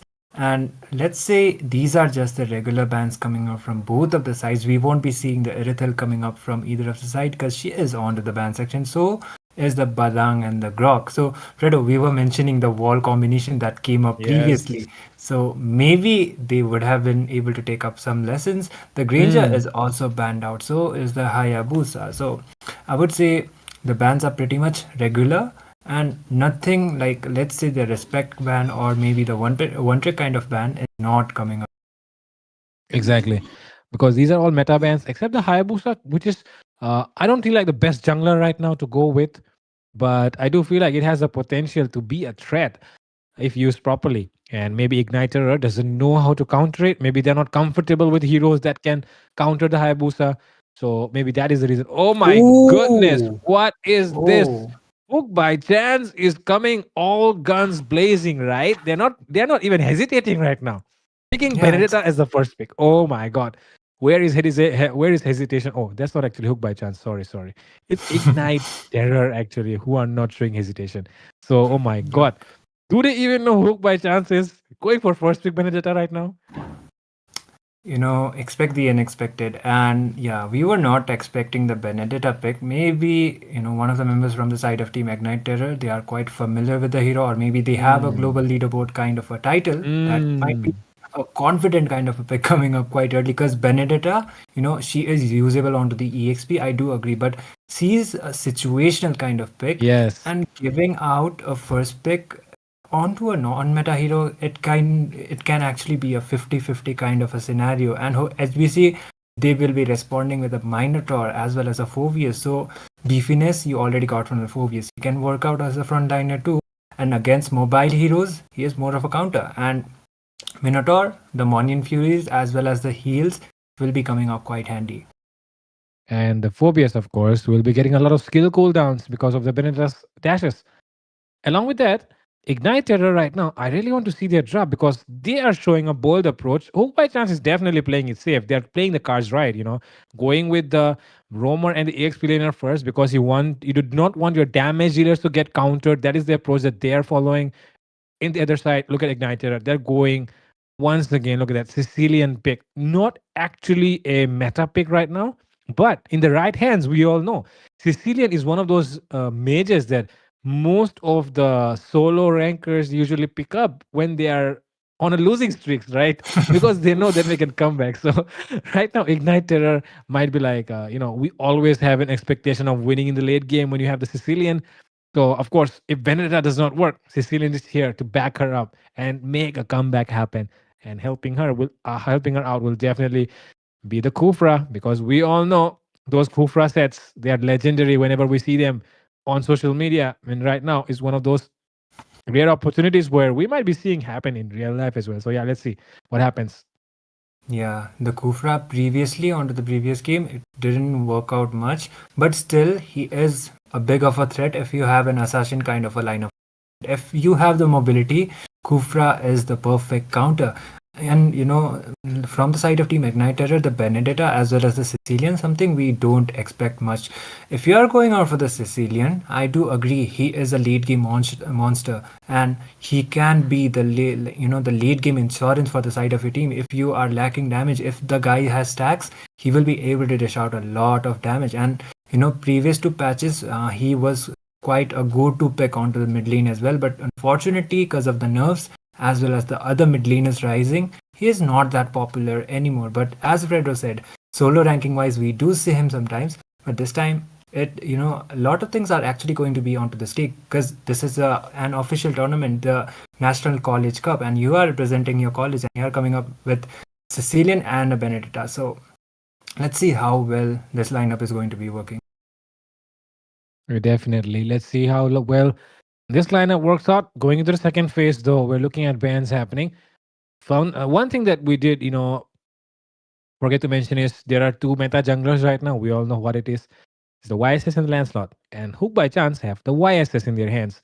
Now, how are they going to counter this YSS? I don't know. Because even with the Benedetta, even with the Kufra, we all know YSS is immune to the crowd control. So it will be kind of difficult for Ignite Terror to spark terror in their enemies. Along with that, they have the Moskov as well. And if you are a fast hands guy, if you are one of those marksman players who can make epic plays, there is not a better hero than Moskov to make epic plays because his dashes are just one of those skills in the entire game that help you reposition continuously, giving you that attack speed buff, increasing your damage. The penetration as well goes through, and all those combined, my goodness, late game monster. I mean, you say Sicilian is late game monster. I think Moskov can easily be one more late game monster. And look at this. Look, oh my God, Ignite Terror. Whoa, look at that. Fredrin and Beatrix. Itami, what do you have to say about this? It looks more onto the comfort side for me. If you're going out for the utility kind of a jungler, it would be better if you combine it with a support, most probably like a Florin or maybe even a Matilda. That is most of the scenarios that happens. But this time it is a Kufra going up against a YSS. So draft-wise, I believe Team Ignite Terror, they relied more onto their comfort picks. Meanwhile, Team Hook by chance, they are updated with the meta as well as their picks looks pretty fresh that comes up onto a 5-man lineup kind of a composition. So it's all onto the execution. Ignite Terror, we are unheard of the team, but who knows, they might come up with an upset. Yep. And just talking about our daily life in the game, we all know what happens when somebody who gets the last pick in the enemy pulls up with a Beatrix with the M4 Prime skin. We all know that feeling. We've faced it before. So yeah, right now Ignite Terror, even though the Beatrix does not seem like a very good pick right now, I feel like this Beatrix might be cooked. I mean, might cook the enemy as well because we all know what a good Beatrix can do. All right, so yeah, I'm not going to count the Beatrix out yet. I mean, she doesn't have one gun; she has 4. And like I said, Ignite Terror is here, all guns blazing. And I mean, talking about guns, Beatrix comes up, someone who has 4 guns. So yeah, that's going to be really interesting to see if Ignite Terror, Hook by chance, of course, they're a good team, but Surprises can happen anytime. Igniter, let's see what happens. But I'm I'm really excited to see this game. If Hook by chance loses this one, oh my god, Itami, this is going to be a highlight game for sure. Definitely. Like HBC, like we already mentioned, we do see them quite often onto the tournament as well as onto the rankings. So Ignite Terror completely coming up quite new, coming up with the comfort picks. If they pull out an upset, that is going to be something that will be clip worthy. But this will be a BO1, so a single match elimination, and hopefully Ignite Terror, they have some kind of strategies as well. We are here onto the Land of Dawn for the game number 5 of the day. Ignite Terror going up against Team Hook by Chance, and they are representing CV Raman Global University as well as Team Ignite Terror. They are going out with Dibrugarh University. So all the best to both of the teams. Yep, Dibrugarh University, of course, from Assam, and Ignite Terror. Sorry. First blood secured there. The top lane by Voldemort, and that is what I was talking about. The Kufra has to be really. Has to be really, really useful. But talk about getting clapped back. Hook by chance, they have to do that really fast because the game might slip away before you know it. Exactly, and Joker is onto the Moscow, so it is one of his comfort picks. Looks like the turtle has already been spawned, but it is Ignite Terror who has a little bit of an advantage thanks to the first blood that was drawn onto the EXP lane. There are some engagers coming in, but still, Minotaur will be able to tank it out somehow. There is with the level 4 mark, but there is the engage. Seems like Kadita comes in, combo. Uncle Kenny will not be able to survive that one. And that's why, the Roma should be checking all the bushes as you go. Because, the Kufra just missed out on one bush and that's it. Game over. Voldemort though right now, look at that.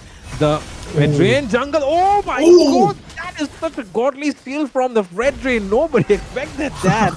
Especially from a Hook by Chance jungler.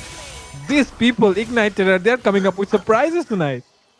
They are actually coming up with some kind of terror, even though, when it came to the teamfight, HBC kind of had the advantage because they were able to take the jungler down, but still a clutch steal coming up from Fredrin. That is what you can expect with a utility jungler.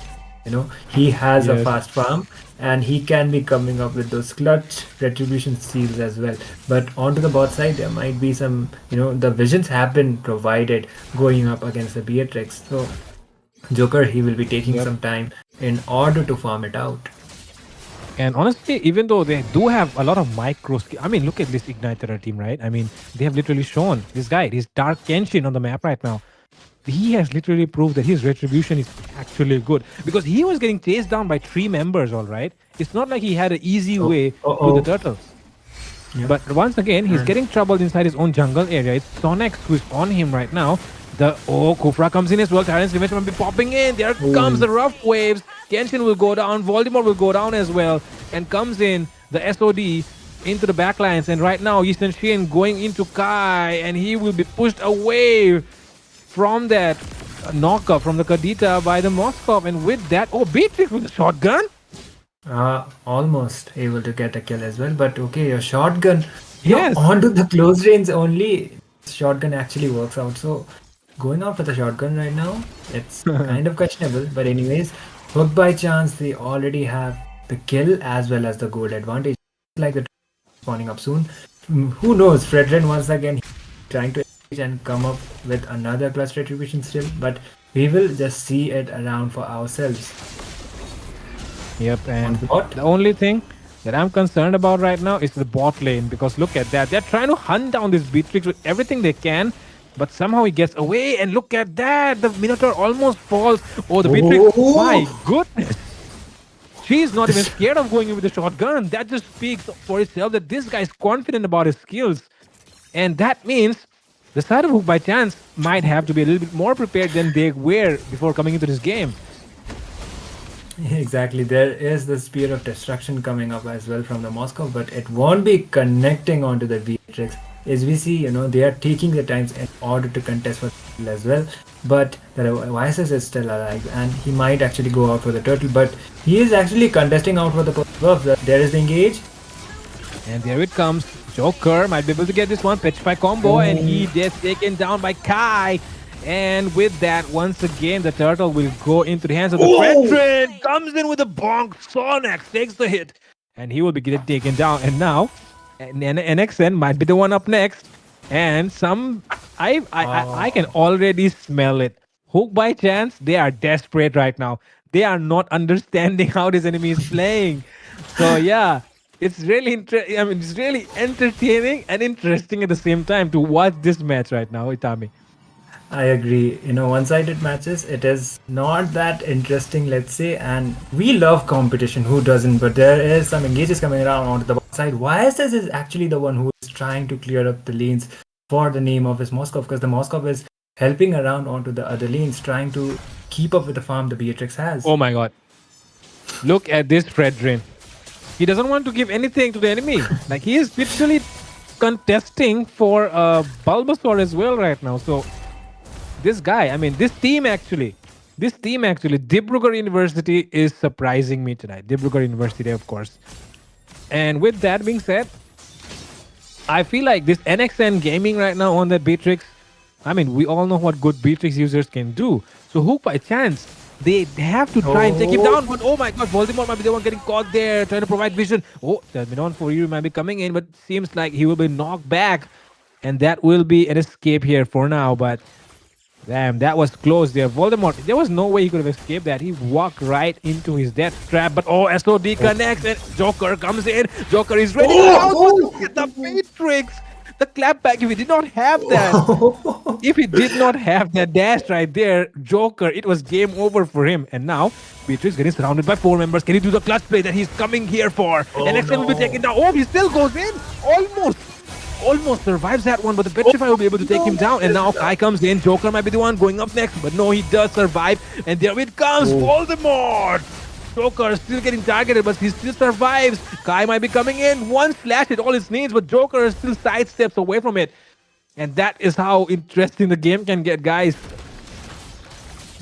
Definitely. And when they were trying to gang up onto the Beatrix, onto the bot side, Fredrin bought enough time to secure the turtle for his side. And that is the third turtle actually still for the side of Team Igniter. HBC, they are winning in terms of the fight, but the goal lead is not that much.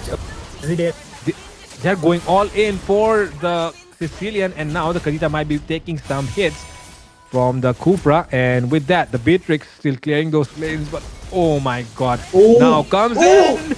Oh, the final slash or something like that. Electro final blow coming in from Kai will be there enough to take someone down. Sonex will be the one falling as well. NXN Gaming coming in, and he will be still surviving. Look at that shotgun guy, man. He's not scared at all. He's shut down. Triple kill for NXN Gaming.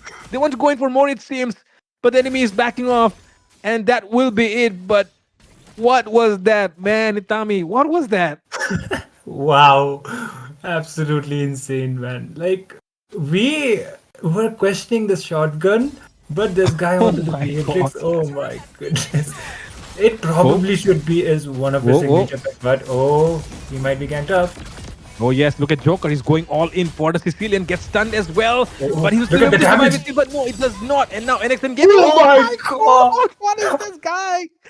This guy with the shotgun. Oh my god! This guy, he's not even scared. Diving inside the turret, gets taken down. Shutdown will be secured though. He knew that the enemy was behind him, so he thought, I might as well die and take a kill. And look at Kai as well. He's buying time. Hook by chance. I can already see I can already feel the desperation across the screen right now. They do not know what to do about this team. So Voldemort goes down onto the process. Kai was trying to engage onto the backside. He uses the Petrify and combines it really well. He did have the Sky Piercer as well. SOD comes up onto the Fredrin. Joker, he might go in or he might not. He will not. Kenny, the Sicilian, he is not on such a comfortable position, let's say, compared to the Kadita. She is able to get at least one kill, and the contribution is quite much more. But if she's if he's able to keep up with the farm on 8, then maybe the Sicilian can actually do something. But for now, is the Beatrix, man, with the most of the highlights. Yes, and man, I want to study in Dibrugarh University right now. Because look at these guys, man. They are doing such good plays. I am becoming a big fan of Dibrugarh University. Shout out to these guys, man. I mean, we all know Hook by Chance. We do love them. But right now, these guys here from Dibrugarh University, Ignite Terror right now, NXN Gaming, Uncle Kenny, Dark Kenshin, Voldemort, and Kai. All these guys are here to take the spotlight away from a global squad leaderboard team. And that just speaks for itself. India has a lot of talent. It is just undiscovered. Exactly, and the Lord has been started to contest, and there is the engaged Morning Furious to down on to Voldemort, but Fredrin might just commit instead, but this time it will be the YSS or the Lord. Sonic goes down onto the process. Whoa. There is the taunts as well as the damages coming around. Minotaur is wise. Blow up Razor's Wrath will not be connecting, but Beatrix was trying to get onto the position to try to take down the Minotaur, but the Bat Impact will be connecting, and the Benedetta just goes in onto the backline, able to take down. Well, YSS is also going to be falling down. That is going to be a 4-for-1 trade. Hook by Chance almost getting wiped out. Oh my god.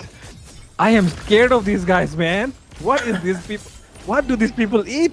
I don't know, but these people, man, Ignite Terror. I feel like they might be the way they're playing right now. They might be the best team in India. I mean, look, it's just okay. I'm oversaying it, but I'm a big fan of them right away after I watched this game. All right, I have never feel more entertained, more eager to cast the match than I'm feeling right now because of the way they are playing. These guys are all about those flashy plays, It's all about those flashy plays. It's all about those highlights. And they're exactly capitalizing on that. And Hook by Chance, they do not seem to have any solutions about this because otherwise, we all know, these guys are global squad leaderboard players. They know how this game works. They're better at it. Look at Kenshin, he sidestep away from everything. Will he be able to survive? It does not feel like. Yes, he walks right into his death. And with that, the support arriving from the backlines from Voldemort. Voldemort might be walking right into the bush where Sonic is. Takes a lot of hits. There it comes. Minoan Fury as well. Kai will not be able to survive it. And nor will. But look at that. Beatrix. He still decides to go in with a shotgun. Still taking a lot of hits. Still dealing a lot of damage as well. Sonic decides to go in. It's 4 members. It's just 1 down on the other side. And it's 3 down on the side of Dibrugarh University. Voldemort decides to go in for an engage. Does connect onto the YSS, but it's still not enough to take him down.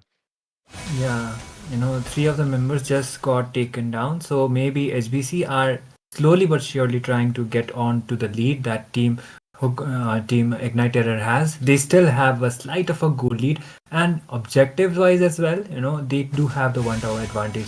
So the crucial lot that will be coming up onto the next minute, it will be deciding the pace of most probably, unless one of the teams just decides to engage. And it's not just regarding the flashy plays, it's the outplays as well that is coming around from the side of team Ignite Terror. Expect the unexpected. They, SBC, if it was another known kind of a team, then they would have been strategizing some strategies, but they have an off meta kind of a pick, but still it is working out. Exactly. And right now, Doom Kenshin, Dark Kenshin, I mean, he wants to go in, it seems, but yeah, he will not be able to do anything about it. Finn right now coming in from behind, Sonic as well. There it comes. The experience comes in handy right now for Hook by Chance as they're able to take down members 1 by 1. NXN Gaming still trying to survive. Oh my god, outplay. He knows he was able to get taken down, but he was taking down 1 member as well. And now 4 members down once again. That is where the experience come into play, because we all know what comes into play in the late game. It's the macro play, and out macro, they're right there on your face. Hook by Chance are here to show them the macro gameplay. Definitely, and that is another big blow for the side of Team Ignite Terror, because 4 of the members just went down. Joker was trying to do so, she will be able to do so. Actually, first of the inhibitor tower is gone, and most probably it should be an uncontested lot. Fredrin is no way near to actually clutching out on steals, and there you go. This time, it will be the uncontested lord, and if they are able to sync up with the lanes and come up with a potential kind of a wipeout, it might actually happen. But who knows? Maybe Team Ignite Terror, they might actually pull out a really good defense. Yep, anything can happen right now. And of course, with the help of this Beatrix and Sicilian combo, it's not going to be easy at all for the side of Hook by Chance to try and end this game, because we all know the lane clear of a Beatrix shotgun. Along with that, there it comes. Finally, probably Joker. Look at Joker. He's dealing a lot of damage. NXN Gaming, the Wind of Nature has been used as well. Joker might be going down. One more shot is all it needs, and yes, he will go down. And look at the Kadita chasing behind that Fredrin. Takes down the Fredrin, but goes down as well. 2 members actually going down on the side of Hook by chance. So this Lord might kind of be wasted with that engage. How did that Beatrix just escape though? Like, the Kadita did petrify him, and he was supposed to be taken down, but still he somehow survives onto that fight. Sonex, oh, there is the... Okay, there is the ultimate as well. Coming from the Benedetta, there might be another engage. YSS just uses the Mountain Shocker, and still they were not able to get any trades by far. But looks like the Benedetta, she complete damage build. There's no sustain. One hit, and the YSS is probably dead. And with that, Voldemort able to survive that. Does know that the YSS does not really have his ultimate available, but I mean the Beatrix, man, this Beatrix guy. Oh my God, NXN Gaming.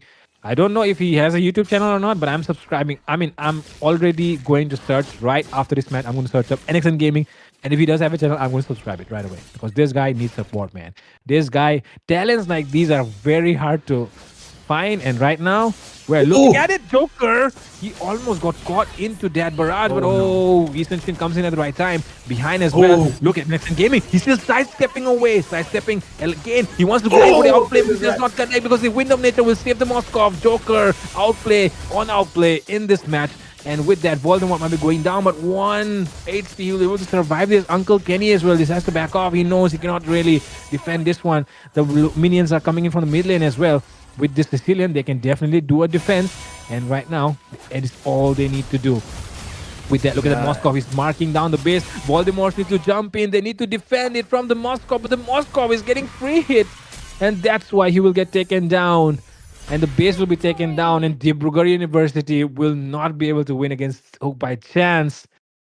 They don't win the match, but they win our hearts. Wow. Man. What a game. HBC did take the W, but kudos to Team Ignite as well. You know, what a competition they came up with. Yes. Even if, you know, the draft was not favorable, as well as, let's say, the draft was more onto the comfort zone, it is safe to say that they did came up with a tough competition against against the odds of Team Hook by chance. SBC were already the favorites because of the fact that they were more known, but Team Ignite also, you know, shout out to them as really good performance. Like, you should be proud of yourselves. Yep, and I'll just like to just for 1 second, I would like to tell our streamer Hero, can you show us the ranks actually by clicking on them, like where are they from or something like that? Because these guys, I mean, look at that, look at those titles, you know, look at that Minotaur. He's a global 86 Minotaur. And look at the Kadita. It's a India 89 Kadita. And on the other side, look at that Benedetta.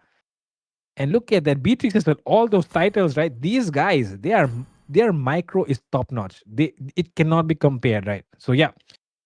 And with that, it seems like we'll not be able to give them the spotlight that they deserve. But you know, it's still going to be a very, very entertaining match that we've seen so far in the entire entire National College Cup. And we'll be looking forward for more such matches, right? But yeah, with that being said, it's time for, once again, the giveaway. Yep, the giveaway will be coming up, and this time the 5th finalist will be chose down, and they will be, you know, going out for the phase 3, like phase 2, and let's see who is it going to be. Yes. The winner of the next giveaway. Okay, it's IGN, it's TRH Gaurav. So, you have been selected as one of the finalists from the 5th match. And once the 6th game is over, there will be the pool once again going around. And if you win out, then you will be winning out the diamonds as well. Like we mentioned, 199 to 99, whichever it could be. Definitely. So yeah, that is what the diamond giveaway is going to be. 1 epic skin, almost, diamonds worth 1 epic skin going to be given away tonight itself. So yeah, make sure you stay tuned, and we'll be right back on Battleknights India with the next game of the National College Cup. So don't go anywhere. Stay tuned. If you do not know still how to participate in the giveaway, go and check out our Instagram post. So yep, click there, guys. It's there in the description. Go and click it and participate in the giveaway. So you can at least try your shot tonight to get an epic skin. So yeah, with that being said, we'll be taking a short break. We'll be right back.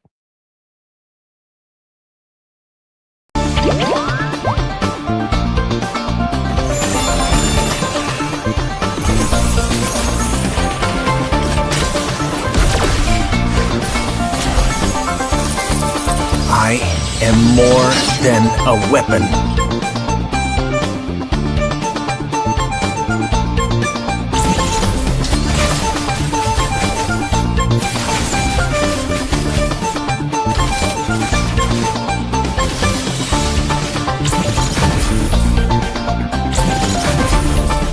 What for? You asked for it. Chain up! It is my mercy.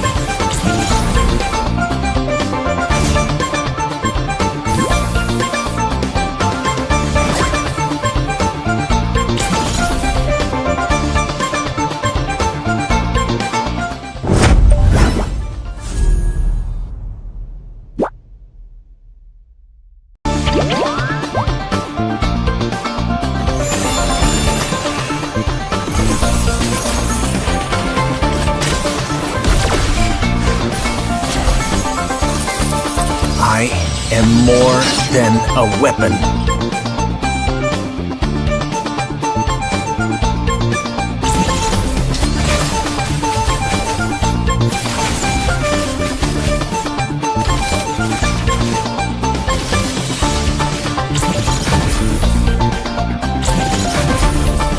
What for?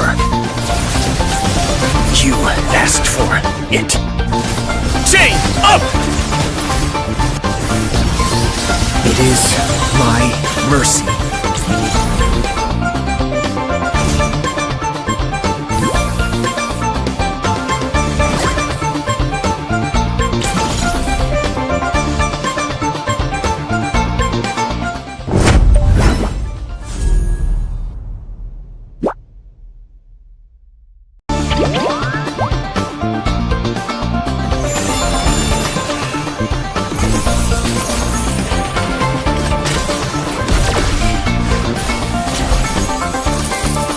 I am more than a weapon.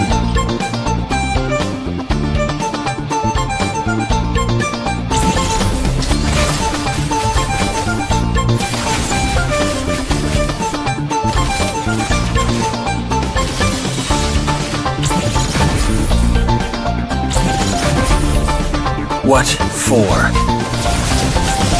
You asked for it. Chain up! It is my mercy.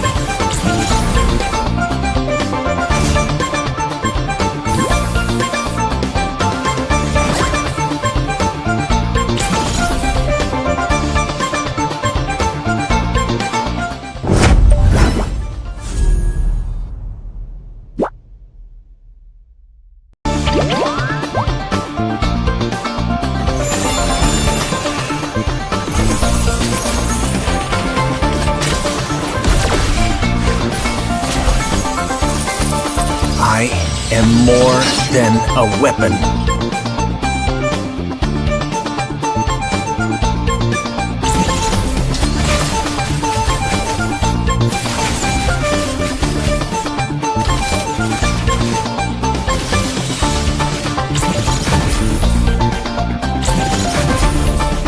What for? You asked for it. Chain up! It is my mercy.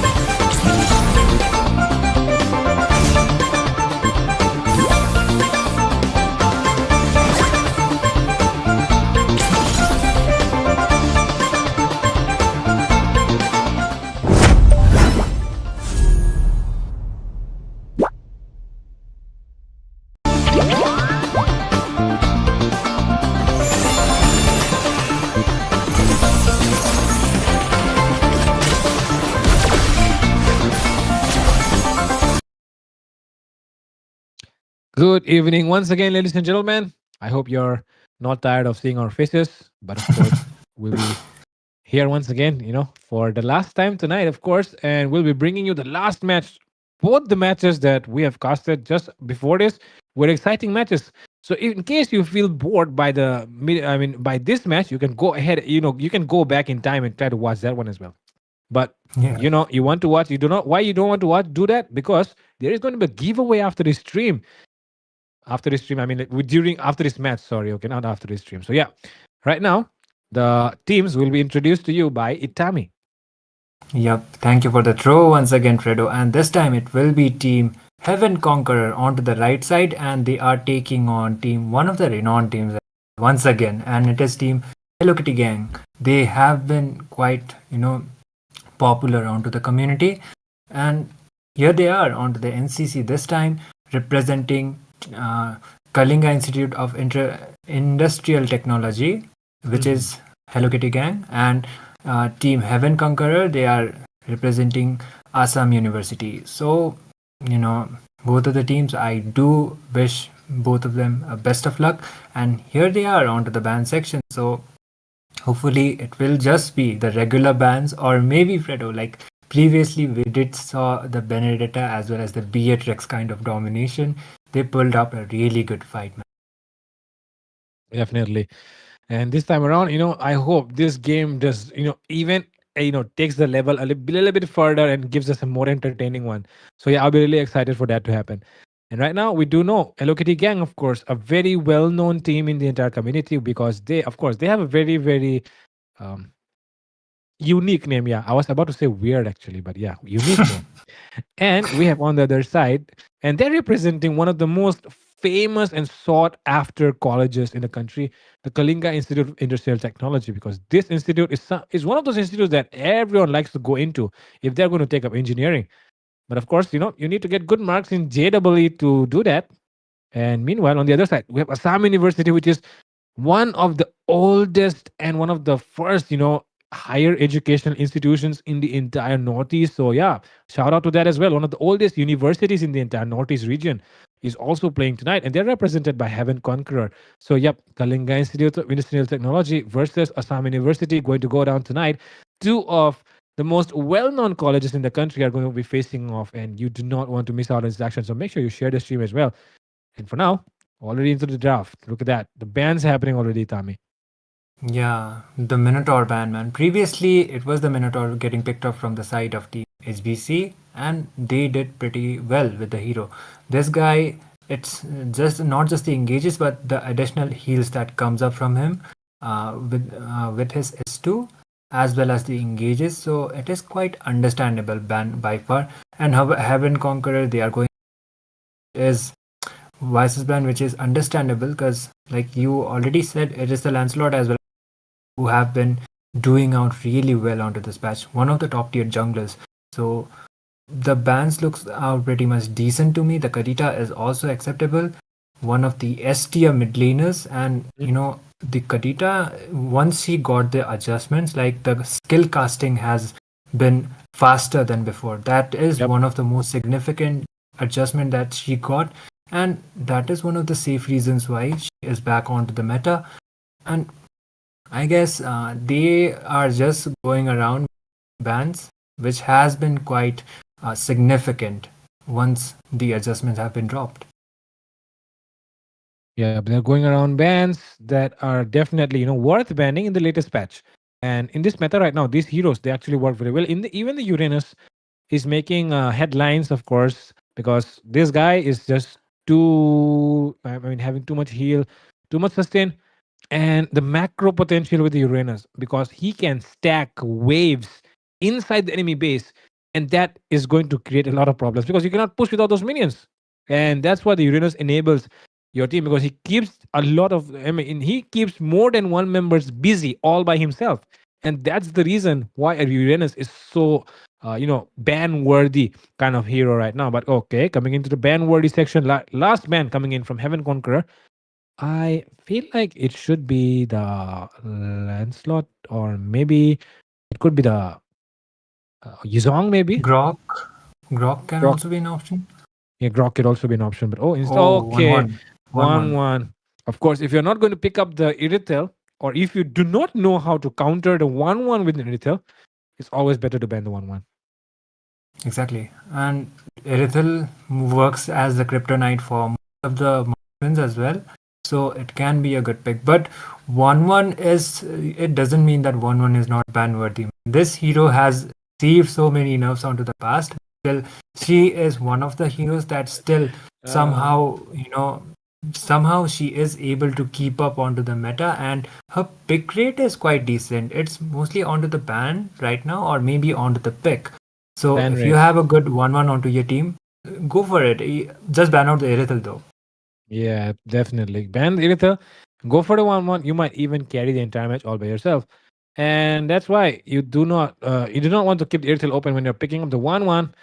And with that, first pick coming in from Hello Kitty Gang is going to be the Lancelot. They are not scared of whatever the enemy is deciding to go for, because we all know good Lancelot players are not scared of the counters, especially the Kufras and the Mincitars and whatever else you want, even the Fredrin, because you know that the Lancelot, if you are a fast hand Lancelot, if you have that ability to use your skills at the right time, you can actually dodge those.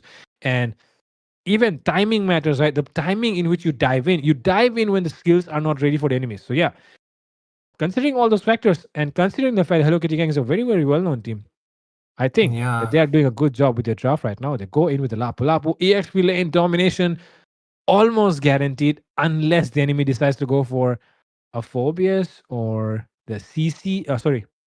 Oh, they actually already picked the CC. So yeah, not going to be domination. Sorry, my bad.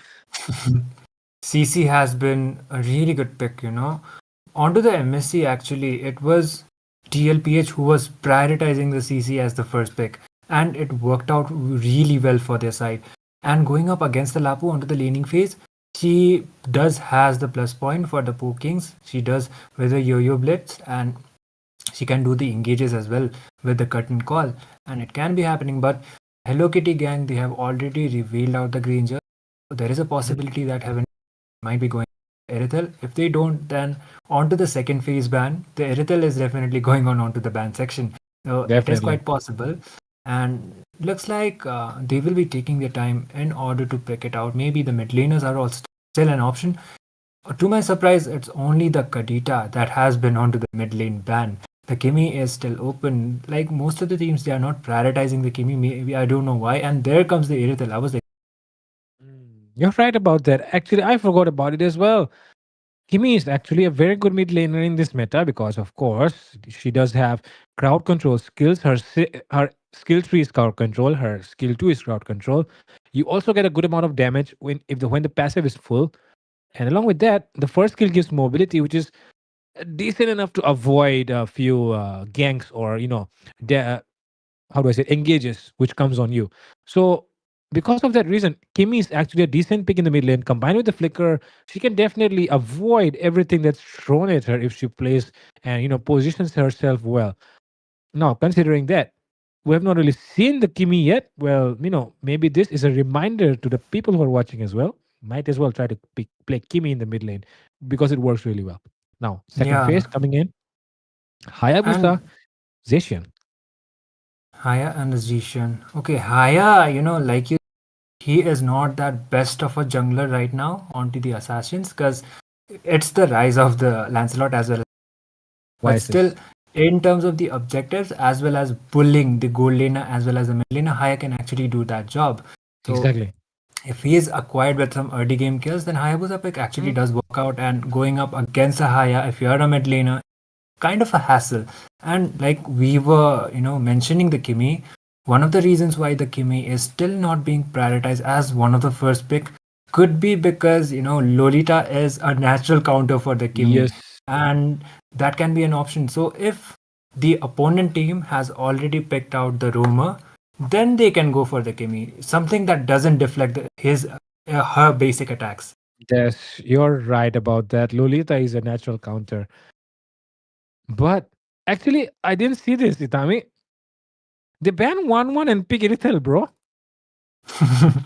What's happening? I Exactly. don't know, but Heaven Conqueror are Okay, I hope they rewatch the draft after the match, because if they rewatch their match, the thing that I'm saying right now and the thing that we have said before, if they hear that, maybe they'll understand why we were saying, So yeah, of course, Irithel, a natural counter for the 1-1 has been picked up and 1-1 has been banned. So maybe I don't know. Okay, I whatever. think Let's nah. move ahead. Let's move ahead with the draft. Farsa has been banned actually. Oh, That's a very good ban because we know that the Granger is actually, it does get countered by the Farsa because the range of the Farsa is just way more. Irithel, speaking of Irithel, there is the Granger actually. So it is one of the reasons why Irithel has been picked out. So 1-1, the thing with the 1-1 is, even if you counter out the 1-1 on laning, when the team fight comes up onto the Yeah. game, if the crossbow of Tang is opened out, then it can be a potential kind of a wipeout for the enemies too. So going on for the safer side should be banning her out. But okay, Alucard has also been one of the junglers who has been coming up onto the highlights because of the fact he did got buffed. But you know what is a good match against the Alucard onto the jungle? It's the Baxia. So Baxia can also be the case. Since the jungle, but Hello Kitty has already picked up Lancelot. And Baxia room can also be possible, but it depends upon the composition. I stopped giving Hello Kitty Gang too many ideas. Heaven Conqueror, they are playing Alucard. They have to win. So yeah, now Sicilian once again. Talking about, okay, we're seeing the same combo that we saw in the last match. We're seeing the Kufra and Sicilian in the mid lane from Hello Kitty Gang. So maybe Hello Kitty Gang got a little bit inspired by Ignite Terror. But coming on the okay, this seems to be a glitch happening here from Heaven Conqueror. Okay, maybe CC and Sicilian, they were confused. So we got CC again. But what else could it be? They are going to pick up a mid laner right now. Okay, Jishan is open. Jushin is also not a good choice actually. You have a Lancelot, so Jishan is banned out, and Sicilian is open. So I think Kadita is also banned out. Maybe something of an unexpected kind of pick, or maybe the Kimi. And what we'll it is? See it right now. Vexana. Vexana it is. Vexana it is. Okay, it's Vexana in the mid lane. And with that, ladies and gentlemen, last match of the night. And we are going to see both teams fight with all their might, in all their right, in tonight's match at the National College Cup. Okay, that was a bad one. But whatever. Let's get on with it, guys. We are into the last one. And if you still do not know what's going to happen after the match, we're going to have a giveaway. And if you still have not participated in it, go and check out our Instagram and go and check out the latest post. You will see what the instructions are. Follow that and you will be able to win 899 diamonds. So yep, that's it, guys. You might win up to 899 diamonds. So yeah, if you do not want to miss out on that, go and participate in that giveaway before this game ends. So yeah, with that, we're back once again. Itami, Vexana, of course, it's always a good pick against in any situation. So what do you think? Do you think they have done the right thing here by picking up the Vexana? You have a Lancelot onto your opponent, and if they had something like a glue, then Vexana could have actually. It's more of a comfort pick in my opinion. But what thing is more concerning to me? Look at the Gatotkacha Zemlin. Why is he on lethal ignition? Oh my god. Is he going full damage? It could probably be. I mean, see, if we see the amount of damage that the Sicilian deals to the Gatotkacha, it will be really clear. How much is, what is his emblem right now? It's really clear that he is not on the tank emblem because that was a lot of damage done by the Lancelot. And usually when the Gatotkacha's HP gets low, his damage reduction gets high because his defense increases, right? But that just shows that this guy is playing on damage Gatotkacha, and that means he won't be that tanky, but look at the Granger getting countered here, but the counter might be getting countered instead. Blaze is so lucky there, but guess who will not be lucky? The one who will be unlucky is Kuyo on that Vexana, and he will get taken down there. Yep, overextension definitely, and good rotation coming up from Yukimi is able to get a kill despite being a roamer, but it doesn't matter, if the enemies are off position, just go for them. Irithel forced to use out ultimate and just escape and dish out some damage. And as you were saying, the counter was actually getting quite of a hard time. Granger is still a really viable pick if you're able to keep up with the farm. Oh, like you said, Itami, there is a Lancelot, and Vexana is not the best against Lancelot. Of course, myself, when I play Lancelot, I always get stunned by that. What is that? What is the name of that skill? I forgot, but yeah, whatever. The first skill of Vexana, yep. Deathly Grasp, yeah. I always get stunned by that. Yuki! Okay, just the tank, so it won't be too much done here, but look at Blaze. He knows how to play the game. He's trying to freeze his lane, trying to make the Irithel force to come out of the map. And that's why they call Phoenix for backup. Yep. And Granger, I think he is doing a pretty decent in terms of the farm as well. I think the kill count is kind of it's fine. Let's just wait it out in order to get it fixed. Alucard already using his retribution as well as the flicker being baited out onto the mid side. That was a trade, but an off-camp kill. Lancelot just goes down onto the process. Yes, Lancelot will fall down. Yoshi will not be able to survive that, but I think the Irithel needs backup because he is getting heavily countered right now. Look at that. There it comes. Time's revenge, and he'll be deleted once again by Blaze. And like I was saying, the Irithel was suffering a lot because he was getting zoned out from his minions. And now, what happens is when you get choked out for so long, you usually, want to go outside and take those minions. And once you do that, the tank just jumps in, and that's exactly what happened. There it comes the OG into the backlands. Yoshi will get that one, and with that, goes into the backlands. The Lapu Lapu. She calls me Stem will be able to get one. Phoenix falls down as well. Now they're chasing behind something Singha. So yeah, something Singha might be going down as well. Poor Rayson actually. So yeah, he might be going down it seems, but no, he will survive that. And with that, he's recalling. But Lancelot doesn't want him to recall it seems. And it might be the Irithel in some trouble once again. But the enemy will decide to back off. Yeah, and a 3 for the side of the Hello Kitty gang. So by far they are winning in terms of fights as well as on tips. And I think if they are able to keep up with the pace, it's nice. But the thing is, like Vexana, she is trying to come up with death because it is no battle is going around onto the side. It's still a 1v1 kind of a thing. Trades are, trades will actually be going up. But the problem is team like Heaven's Conquerors, Roma, he doesn't have that much of a sustainability because of the itemization as well as the emblem he has. As soon as a team fight is popping up, the sustain is not there for this. Yeah, you're right about that, man. There is not enough sustain on the side of Heaven Conqueror, and with that, Assam University seems to be really struggling against KIIT right now.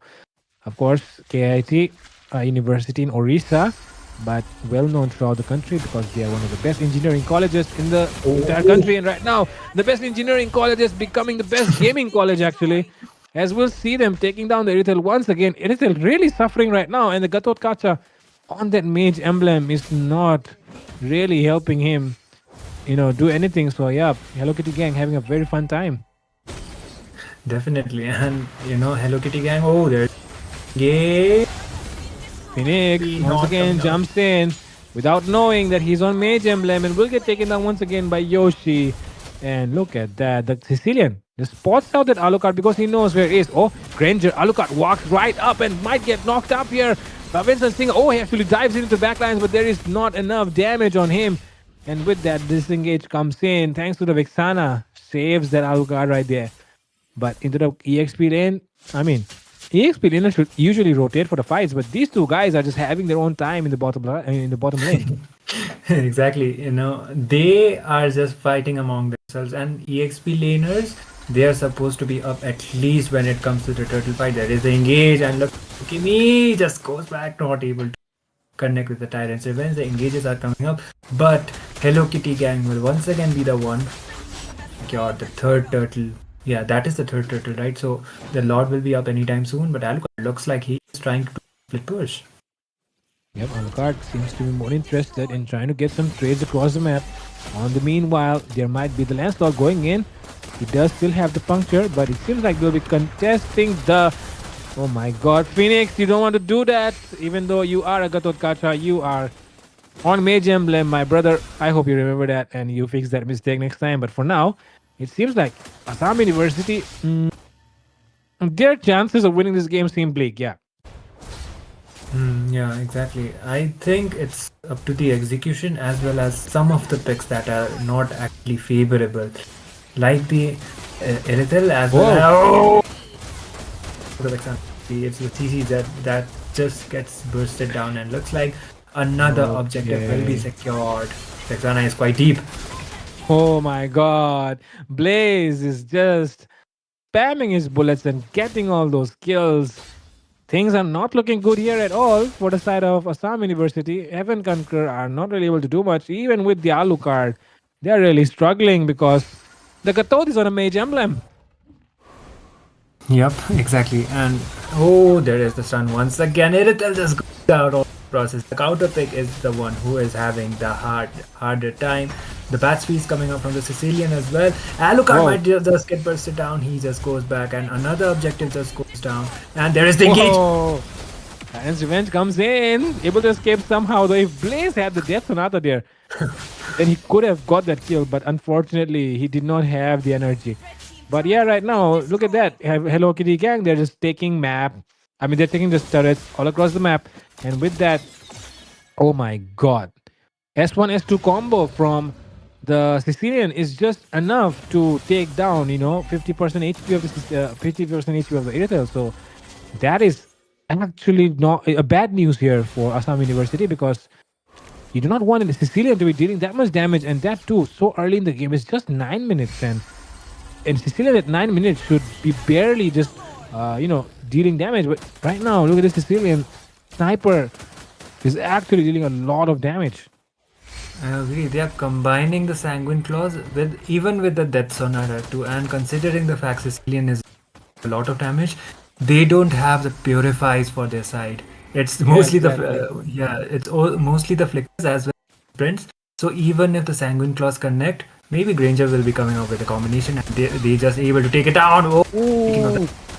Monster kill! Look at the damage he's dealing already, and the Lord will be marching. 3 of the members only remaining for the side of Team Heaven Conqueror. Phantom execution from Yoshi, and now once again Blaze. I will not be surprised if they get a Maniac right now, as with this Lord pushing in. Yep, and there goes the engage once again. Yoshi comes up on side. Meat is coming around. The Vengeance has been popped down, but Gatukacha just goes down onto the process. That will be a double kill for Blaze. Sanguine Claws will be connecting on to 3 people. There goes the triple. Maybe even a Maniac, but no, Lancelot will be stealing it out. He might actually get the Maniac though.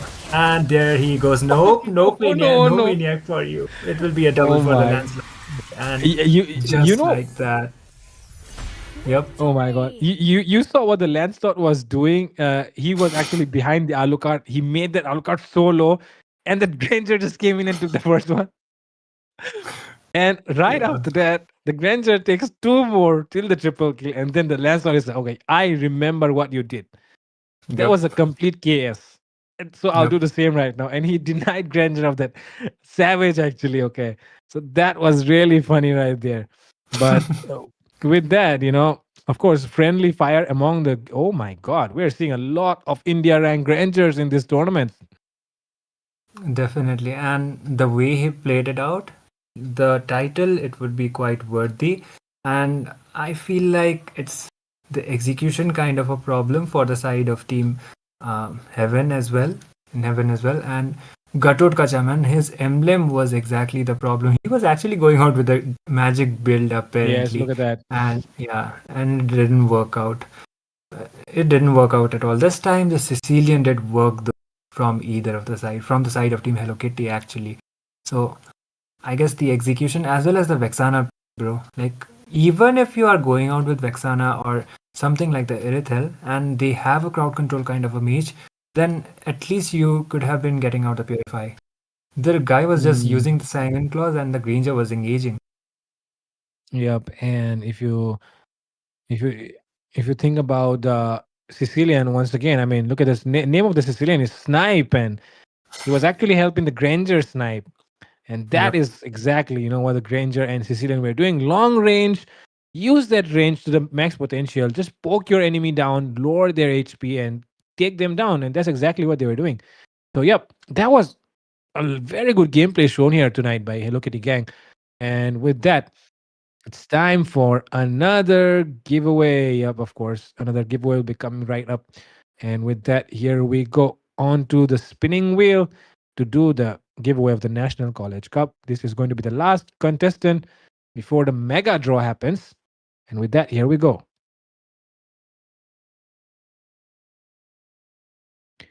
And the winner is Okay. Okay, it's Shinshui.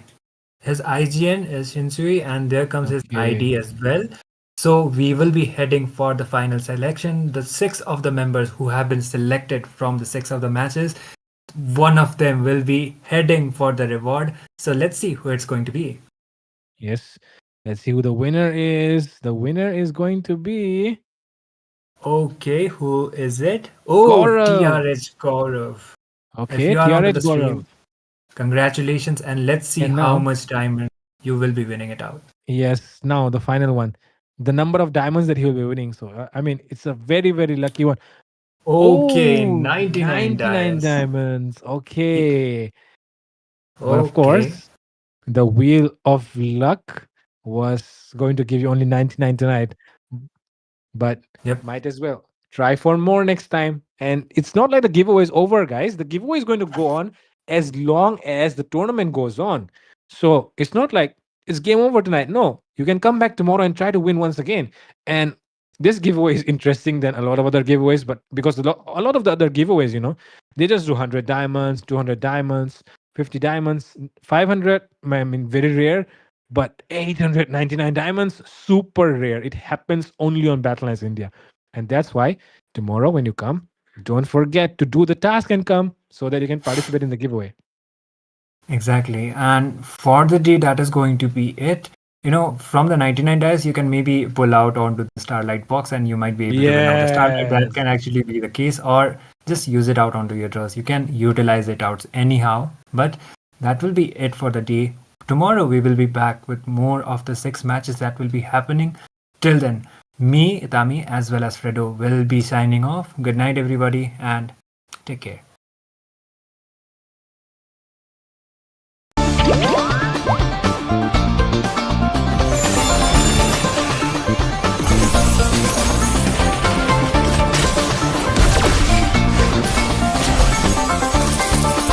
I am more than a weapon.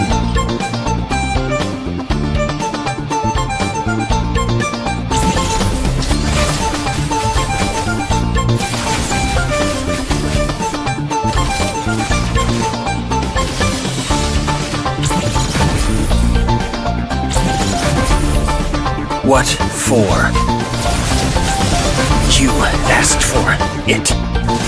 Chain up! It is my mercy.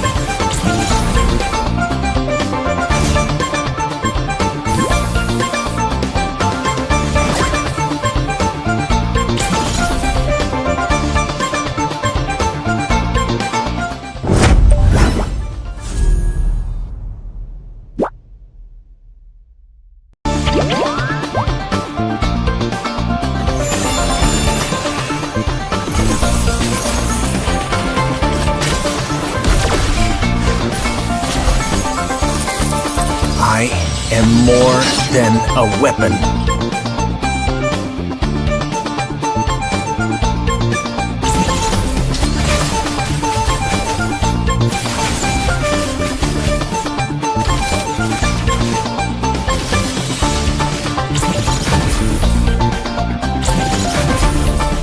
What for? You asked for it. Chain up! It is my mercy.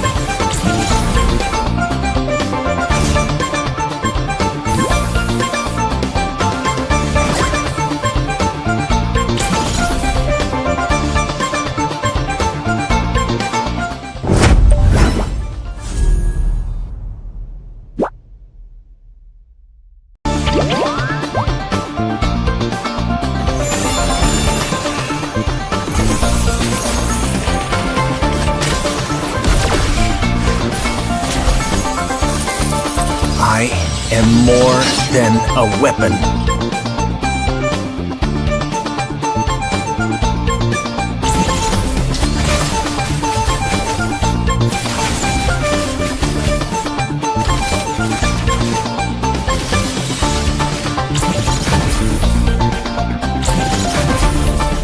What for? You asked for it.